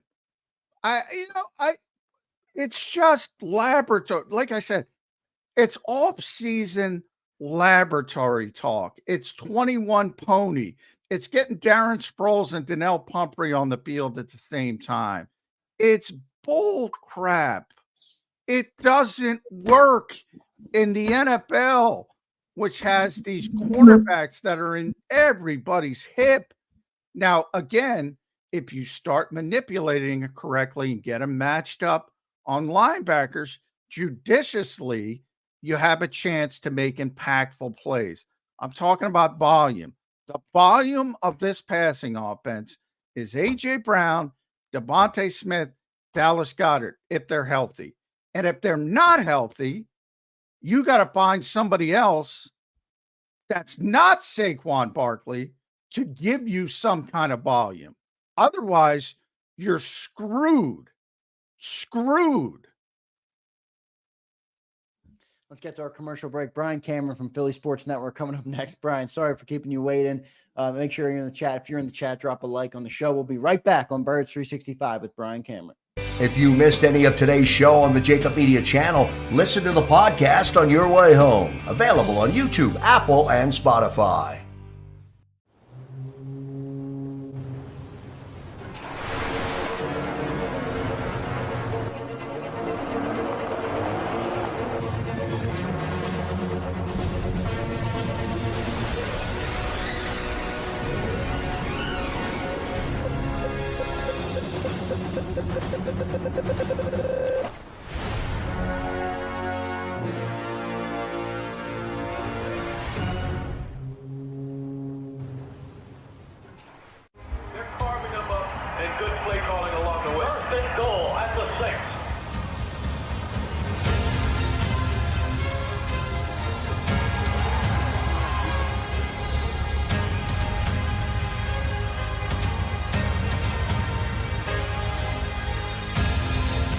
Field of life, First Trust Bank is there for you.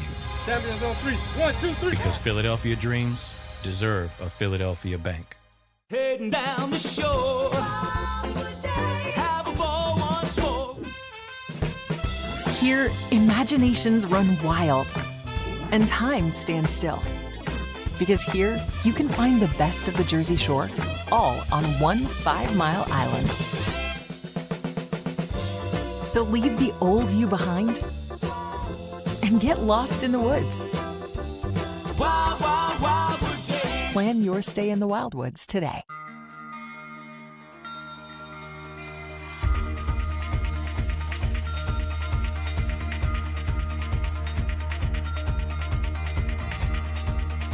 Hi, I'm Jim Muehlbronner, Managing Partner at Delval Insurance Group. Give us a call. We're a local, knowledgeable agency, not an 800 number. Go Birds!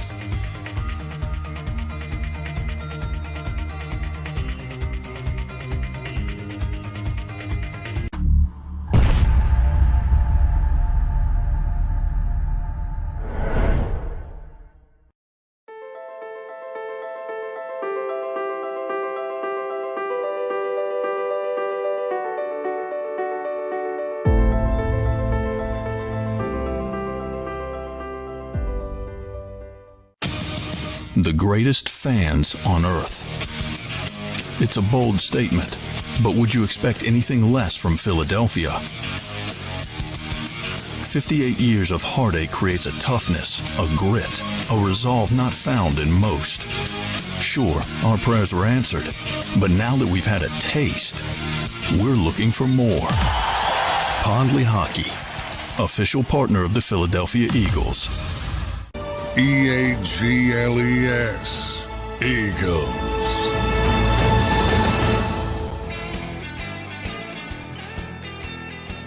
Welcome back in, everybody, to Friday's edition of Birds 365. Brian Cameron joins us now. Brian, sorry to keep you waiting. Welcome to the show, man. We appreciate you being here. Hey, no worries, no worries. I'm happy to be here. I'm happy to see John so animated. I've never seen that. I'm here for it. Brian. I get frustrated. I get frustrated with this off-season stuff. You're allowed to, man. I love it. I love it. So I guess we'll start there with Saquon. The assumption that, and I'm not criticizing the guy in his rookie season. Like, I think this is a weird disconnect with a lot of people that follow the NFL. The assumption that there's a bunch of running backs who are impactful in the passing game. Before his ACL injury, his best season obviously was his rookie season. He had 91 catches, which is phenomenal, for 721 yards, 7.9 yards per reception, and 4 touchdowns, which is very good for a running back. That's a phenomenal season for a running back catching the football. Phenomenal. What is everybody talking about with this? The thought that he's got to be more impactful. He's got to be ahead of a Dallas Goedert at times, or Devontae Smith. Forget about AJ Brown. I mean, AJ's one of the best 5 receivers in football. Where does this come from, Brian? I think it comes from the obsession of the Christian McCaffrey 49ers offense, the idea of how they run things over there. And the moment Eagles signed Saquon, it was kind of like, okay, they got their version of Christian McCaffrey now in Philly, which I get, and I think it's a great idea. I just don't see this specific offense going in that way, just because since Sirianni's been here, it's been kind of like they go through the wide receivers. Like, Sirianni's a wide receiver guy. That's his bread and butter. I feel like they go through that more often than not, and we rarely see Jalen actually check down to running backs, or even we barely see them actually involve running backs into the game planning during Sirianni's tenure. It'll be great to see. I'm not gonna lie, it'll be pretty awesome to kind of get that feel back. You know how Darren Sproles was once part of the passing game a bit, but I don't see it being a full time thing where he's gonna have more than 300 receiving yards. I think they'll use him more so in the screen game. They'll use him, little dump passes here and there, but it's not gonna be a focal point just because of the amount of talent that you have at the wide receiver position, at your tight end. And then I feel like they have this great basket of options for the third wide receiver, where you have Anais Smith, you have Paris Campbell. I'm not sold on Devontae Parker, but I feel like Anais Smith and Paris Campbell alone, like, those can be good enough options where people aren't going to be concerned about why Saquon not included in the passing game. Brian, how do you make this offense avoid what happened down the stretch last year? Because I agree. I understand what Johnny Mack is saying. I agree with you're not going to build a passing game around a running back, but let's assume that that's correct. How do you avoid what happened down the stretch last year offensively? You go back to your roots. I feel like I said this a couple of times on Birds 365. Sirianni was infamously known for bringing in the garden into Philly, right? You go back to the roots, you actually figure out how to get rid of the weeds, and I feel like they did so. And not to throw any shade towards Brian Johnson, but it was, you're a rookie in a team that was contending last year. But I feel like you have Kellen Moore now. You have the idea of what you want to do, and it's just a matter of not overthinking it. That's the whole name of the game. Just don't overthink what you have to do. Saquon, running back, give him the ball. Establish the run game and go from there. AJ Brown's going to get the ball at least like between 5 to 10 times a game. Devontae Smith's going to be right there with him. So don't be so obvious with what you're doing, especially when you have a guy like Saquon there. Be a little creative. I feel like they got very stale last season. They got a little too ambitious with what they were trying to do. Just keep it simple. Get on the field, focus on getting the win, and just go from there. It's just all come down. We always blame the offensive coordinator, and Brian's gone now, and now it'll be Kellen Moore's job. Before it was Shane Steichen and Nick Sirianni. And when things are going bad, most fans don't want to blame their favorite players. So it's easy to blame the coaches. Easier at least. Is this all on the quarterback and just utilizing this talent correctly on the field? Because the 2022 Jalen Hurts, Brian, was phenomenal. the 2023 version. It's good. Wasn't great. Wasn't close to 2022. If he plays at the level he did the year prior, we're probably not even talking about this, are we? I completely agree with that. Jalen Hurts, I feel like he never looked comfortable at all last year in the offense in general. It felt like everything was more forced than it was natural. And then I think that injury that was lingering throughout the year really hindered his ability to kind of just be that dual threat back there. Yeah. We didn't see much running out of him, and when we did, we saw him giving up more often than not. But I feel like under Brian Johnson, it was just they overthought it. You were overthinking everything that you had to do with Jalen Hurts. The RPO game, I feel like wasn't really there. There was no consistency behind it. They couldn't even figure out who their actual starting running back was going to be between Kenny Gainwell and DeAndre Swift at one point. But now, things are in place where it's more obvious than not who your guys are, who your playmakers are, and I feel like you have to go back to your bread and butter. Bring what Kellen Moore has on his mind and establish a little bit more RPO, and just allow Jalen to just be free in this offense. It seemed like it was too much overthinking. Everybody was just trying to get back to where they were in 2022, to the point where they had this terrible collapse. Yeah, we'll see how it happens. I think the eye test proves that Jalen Hurts was not the same quarterback last year. The one thing I would say, though, is A.J. Brown still got 1,500 yards. Devontae Smith still well over 1,000. I mean, these guys are getting their numbers. Somebody's got to throw them the football. It's Jalen Hurts. So from that perspective, I do think he was all right. And to my point earlier with John, that was part of what I was trying to get to is, they can still get their numbers. It didn't get you anything down the stretch. So I'd like to see more options or more variation in the offense that would be able to prevent something like that. But Brian, let's move into the schedule. The schedule obviously came out Wednesday night. What was your first reaction to the schedule? To me, it looks a little bit more favorable this year. Some tough away stretches, but what did you think of the schedule when it came out? I think it's very favorable. I mean, it's a great competitive balance. You're not facing so many great teams in a row. We spoke about this on Flipping the Birds last night, where it's kind of like for every tough team you face, the next week you have a bounce back opportunity. Where you're spaced out. Yeah, I mentioned that as well. Yeah, it's very convenient for them as opposed to last season. I know they're traveling a lot, but they have stretches where I think it's two stretches of road games back to back, and it's just two of them, which is awesome.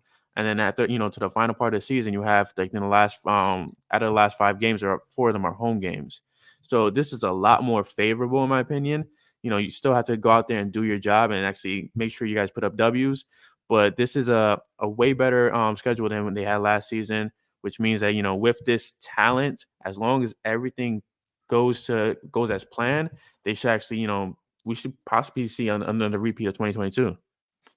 Yeah, I if they can persevere, because I have them at 11-6, my early sort of thought process, Brian, but I have them 6-6 and then running the table late in the season as the schedule kind of gets a little bit easier. And you mentioned 4 of those 5 home games. If they take their time to get ready, to kind of figure it out, if that's the way it shakes out, how much heat is Nick Sirianni at when they're 6-6? That's my favorite topic. I think it's going to be a lot of heat, because a report came out that Jeffrey Lurie was actually entertaining the idea of Bill Belichick, where they had a conversation or something like that, right? That doesn't happen if your seat's not warming up. I think that, and also on top of the antics on the field and off the field a bit, the yelling at the Kansas City Chiefs fans, him butting heads with the players because Dom is not there, which I find to be wild. Those kind of things, an owner, a billionaire, does not want to trust a child with his home at the end of the day, right? The fact that you need to have a babysitter, I feel like is a little ironic and it's a little embarrassing. But if they don't pull it out, I think his seat is scorching hot. But if they pull it off, then I feel like But what for you? What would have to happen? In other words, 11-6, you're going to make the playoffs. Correct. But if you're 1 and done, Is that enough? Just making the playoffs, or does Nick have to do more? I think you have to do more with this roster. I mean, they invested a lot of money and a lot of talent into this roster. It's not one and done anymore. This is the foundational season where like you get into the playoffs, you have to make noise. You have to establish yourself as one of the top teams in the NFC. I feel like if you're one and done again, there's no possible way that Sirianni's back next season. My problem with John's scenario is if they're 6-6, I'm not sure Sirianni would make it to the end of the year. That's also fair. And if that happens, then I don't see them running the table. Now, Lurie doesn't fire coaches mid-season. Yeah, I don't think. Well, I don't think he would, but boy, I tell you what. Fired Chip late in the season. The Chip was one of those nine. If they're 6-6, if they're 6-6, they're not firing him at 6-6. But there'll be tremendous heat. But Jeffrey wouldn't do it in season. But I do think, you mentioned, you're not the only one, Brian, the tremendous talent on this team. I think they have tremendous talent offensively. I think defensively, it's more like, all right, Vic will figure it out. I don't know if there's tremendous talent on the defensive side. There's some nice upside with Quinyon Mitchell now, Cooper DeJean, and even Kelly Ringo, some of the young defensive backs, Sidney Brown, I'll throw in that equation. I think the linebacker situation, bottom 5 in the NFL, to be kind. They're not as deep on the defensive front as they typically are. People overrated the talent because they're only looking at the offensive side. I don't disagree with that, and I'm in the same point where it's like I'm a little. It's cringy, the defense. I think after losing Hassan Reddick, you kind of like you're looking at the defensive line like, okay, you're giving Bryce Huff the keys to the car, right? You're trusting that he's going to go from a part-time player to a full-time role without any pain points. Josh Sweat had a bit of an interesting season last year. It seemed like he kind of checked out a little bit. We still don't know what we have in Jordan Davis. Jalen Carter is going to be a stud at some point. It's just a matter of when at this point.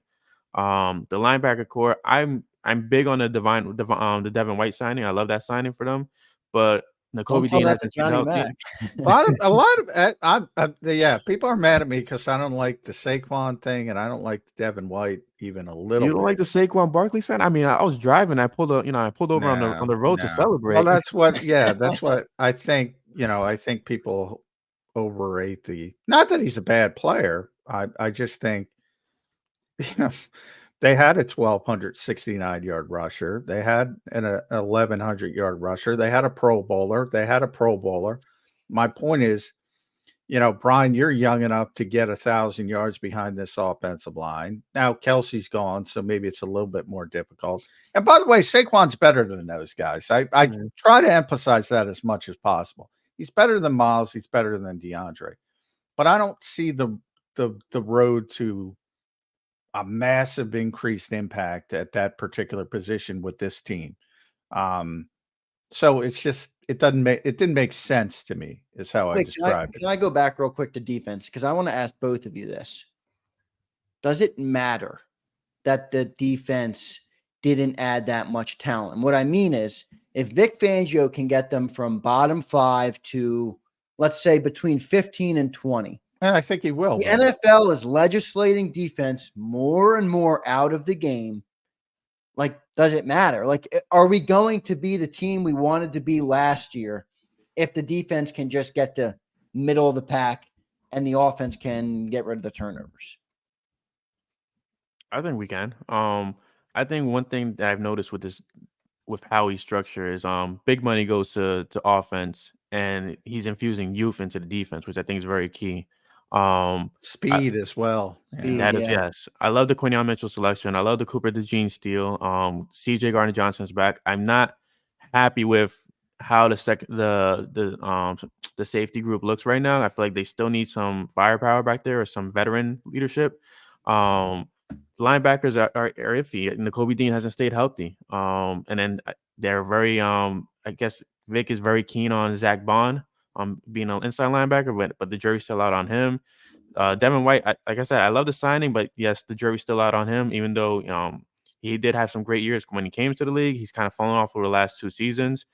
there's too many questions for the defense, but I feel like with Vic Fangio, like you had the disciples here, right? And they were good enough at one point. Like the Eagles were 10-1 before they pulled the plug on Sean Desai. Jonathan Gannon, when he was here, they ended up in the Super Bowl. Yeah. Now with the actual the master of the product, like here, there has to be an advantage. There has to be something that these two disciples couldn't pull off that Vic's gonna end up pulling off. And it makes so much sense that people are going to be underrating this defense, and then they'll end up in the middle of the pack, I feel like. I agree with overall. I've said that was one of my earliest predictions, that Vic will have them at least competent, and that'll be a huge advantage, because she should be able to win games with that offense if your defense is at least competent. And I think that's the goal, and it's probably a good one. With Devin, though, boy, that number 5 overall pick, man, that does not wash off.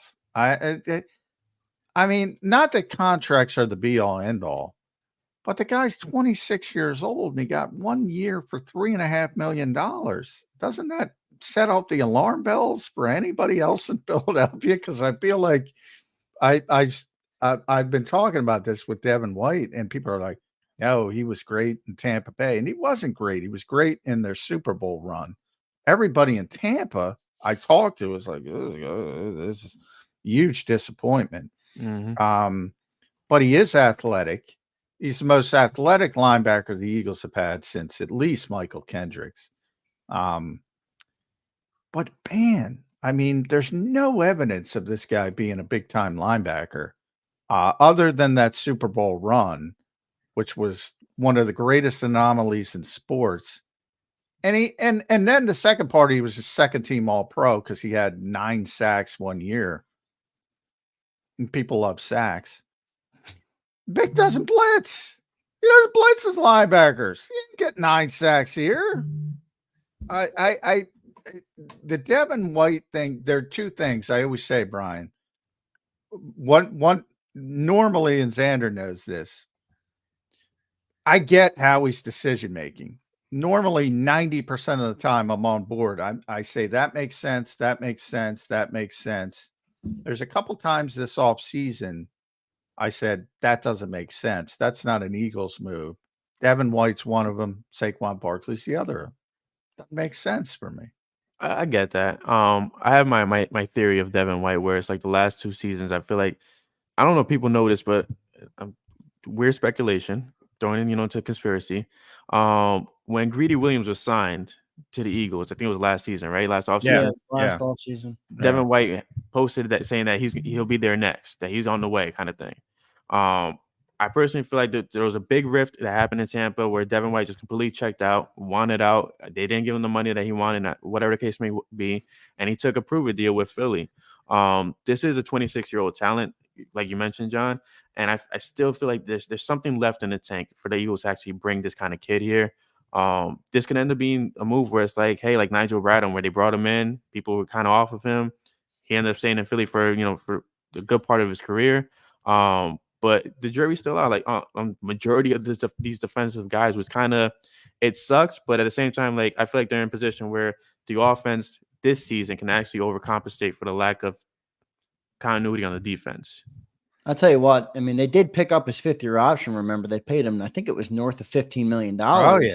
I mean, is that not a red flag to you guys, though? Brian can't, Brian. Well, it is to me. Yeah, I mean, like he's getting paid $15 million. Oh, I wanted to be an Eagle. Well, that's not an excuse to not go out there and play your best ball. And after hearing from Vic Fangio, you hear about a couple of the guys in Miami who didn't really like Vic's style. He's an old school style defensive coordinator. I don't think he's going to like that. I don't think he's going to like that attitude and that mentality. Now, maybe Devin brings a different attitude here, but sometimes you can't change stripes on a cat. Yeah, so. But you know what? I haven't heard a lot of, because I know a bunch of people down in Tampa who covered the Bucs. Rob Motti being one of them. Our buddy is always on the show now, national AP writer, but he's closest to the Bucs now. Ira Kaufman's down there, their Hall of Fame selector. JC Allen covers the Bucs. Know a bunch of Bucs writers. They all say the same thing. not necessarily a bad guy. He's just undisciplined. He's always freelancing. He's not doing his job. He's not Bill Belichick and things. He's always overrunning plays. Almost to a man, everybody says the same thing. Maybe Vic can corral him and get him to be a little bit more disciplined. But my thing with linebacker, and I think we just went through it with TJ Edwards, and hopefully we're about to go through it with Jeremiah Trotter Jr. Instincts matter. And that's one of those things where I just don't think he's an instinctive player. And when you could be the best athlete in the world at linebacker, and you take one false step, you're out of the play. Yeah. Whereas the slow guy like TJ Edwards, bang, he's right there. He's diagnosing the play. I think if I'm sitting there, Brian, the best case scenario for me for the Eagles at linebacker is Jeremiah Trotter or Ben Van Sumeren. The light coming off, and those guys having a great summer, and they're out there with Nakobe Dean, which is not a great position to be in, by the way. I would love it if Van Sumeren actually took that next step, because I feel like they underutilized him a bit last season, which I get it was a rookie, but he had an impressive summer, I feel like. Or Zach Bond, I'll throw, because as you mentioned, Vic kind of threw us a Everybody's talking curveball. about Zach Bond now after Vic. Vic, but Vic, it was funny because Vic had to go to the roster. He was pulling the roster out of he couldn't remember the linebacker. He's like, linebackers. He's like, this guy's gonna stand out. That's not a good sign. Yeah, I think that's definitely a little bit alarming. I do wonder, with what I said about the NFL, like I think Howie's like following the league. The league is like, get rid of the hip drop tackle, get rid of this, legislate defense out of the game. He's partly like, okay, I'm going to stack my offense. I'm going to go get Saquon Barkley. I'm going to get some young dudes on defense, get a seasoned coordinator, and that's going to be enough. And I think he might be right. If they can be 15th to 18th, I think they're a team that could go far, even with the defense being middle of the pack. Yeah. I don't think you're wrong there. I've been saying that for a while. At B Cameron PSN, make sure you follow Brian on X, Twitter, managing editor for Philly Sports Network. So check him out there. Co-host of the Flippin' Birds pod. So listen to his podcast as well. Always good to catch up with you, Brian. Thanks for hopping on the show.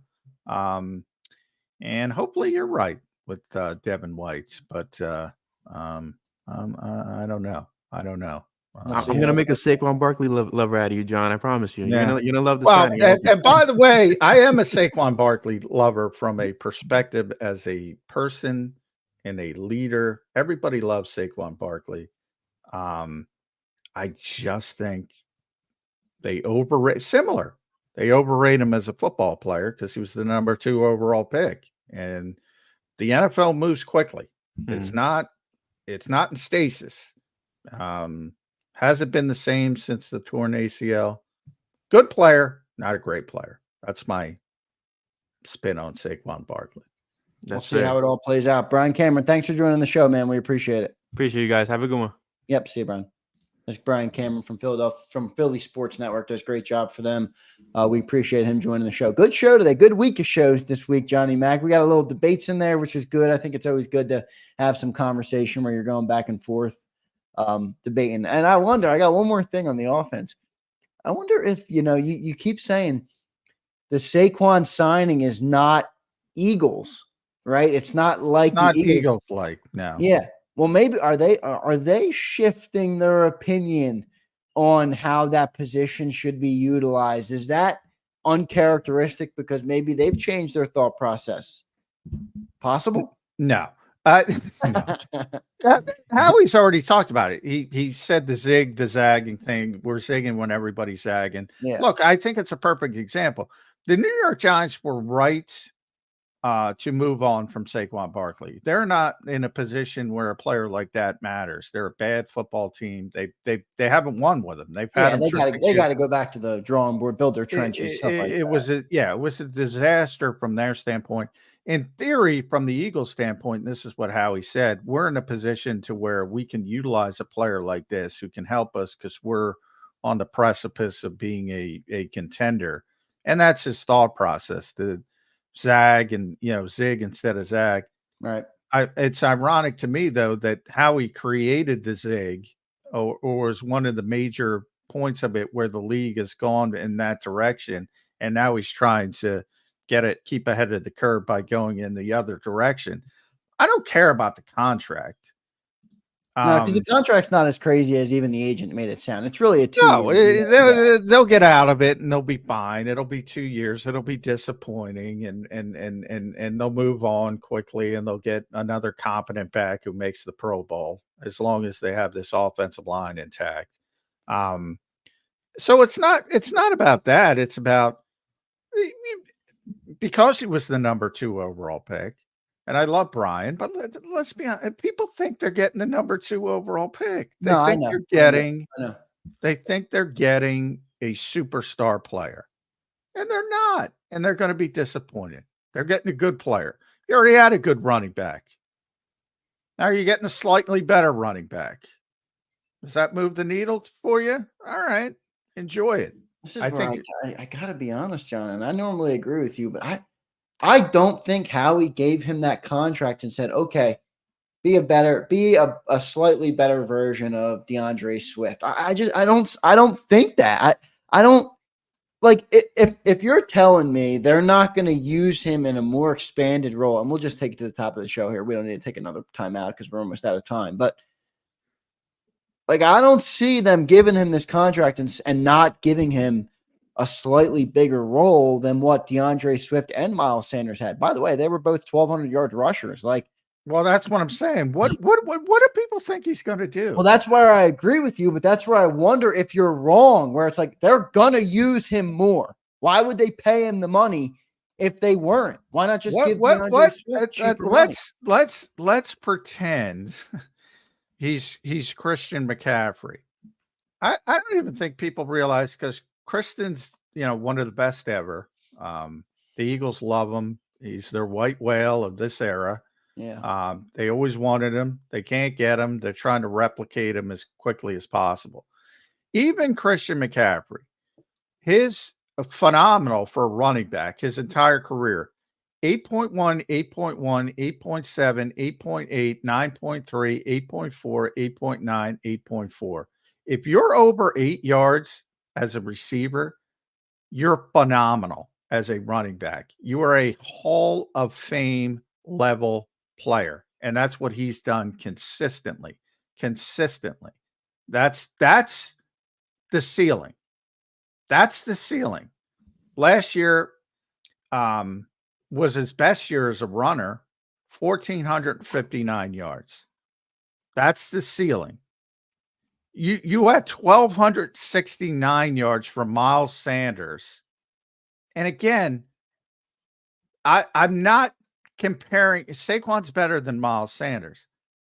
Yeah, but how much production are you going to get if you don't expand his role? I understand exactly. But there's only and by the way, Saquon's top season was 1,312 yards rushing. His receiving throughout his career, even the great year, 7.9, under 8. The only year he was over 8 was 8.4 in 2019. 2020 is a wipe. He only played 2 games. Then the last 3 years, 6.4, 5.9, 6.8. The expectations, we talked about that a lot this week, and I know we got to go. They're out of freaking whack, Zander. That's part of the problem. That's how I'm judging. The expectations are ludicrous. So I'm asking, and everybody can think about this on the weekend, jump in the chat and tell me, what are your expectations? They're not realistic. Yeah, but John, you know that Howie makes good decisions, whether you agree with his decisions or not, or they work out or they don't. He generally has a sound. He generally makes good decisions. Philosophical approach to what he's going to do. I've said it. Wait a second. So is Saquon just going to be a bell cow back? Because remember, in 2022, this team they were a pretty heavy running team. A lot of people, like, they had that offensive line, which was a beastly offensive line. Like, they ran the ball a lot. Are they going to go back to that maybe more where they give Saquon a bell cow type of role and the offensive as much as feed off it? As much as you can be a bell cow back in the modern NFL, he's going to be a bell cow back. And that to me means 3-down player. As long as he's healthy, he's going to be a 3-down player. They're not going to be inserting Kenny Gainwell. They're not going to be doing some of the stuff they've done in years past. He's going to be a 3-down back. So that's your biggest difference. But as far as the production expectations, I just think they're so incredibly unrealistic. And again, I'll ask everybody to take the weekend and tell me what you expect, because I don't care if the numbers go down if they become a more versatile offense. That was my point. And that's why I said if they're more impactful, if as long as he makes impactful plays, which is nebulous, and I get it, but you'll know him when you see him. Big spots, big plays. Maybe because people aren't paying attention to him because of the other guys on the field, it'll work. But for those who think they're getting Jim Brown in his prime combined with the receiving ability of Jerry Rice, yeah, it ain't happening. I'm sorry, people. It ain't happening. Great week of shows. Let me thank James Carver. We appreciate James. He's always out here giving us love, and we do appreciate his support of the channel. Even if Johnny Mac doesn't agree with you, James, we appreciate your support of Birds 365. He says, forget about Eagles system. If this were Dallas and Moore there, then how would Moore have used him? Can't assume Eagles do same with Moore this year as past, and not saying he's CMC. That's a good point. Like, how, is he going to use him like Moore used Zeke? Maybe. What is that? Again. Yeah. All right. So let's pretend he catches 80 passes. Which he's done. Which I don't think he's going to do. And I don't think that. Yeah, I don't think that's happening. Why would you want it to happen? It's my why? No, yeah, because it takes away. But that's my larger point. Like, that's the worst case scenario to me. Oh, we got to feed the ball to this guy. And we're gonna get in the weeds. I don't want to. Yeah. Is it a bad thing though to have the option, John? Like, I'm not saying to make him. It's never a bad thing to have good players. He's a good player. That part of it, it's never a bad thing.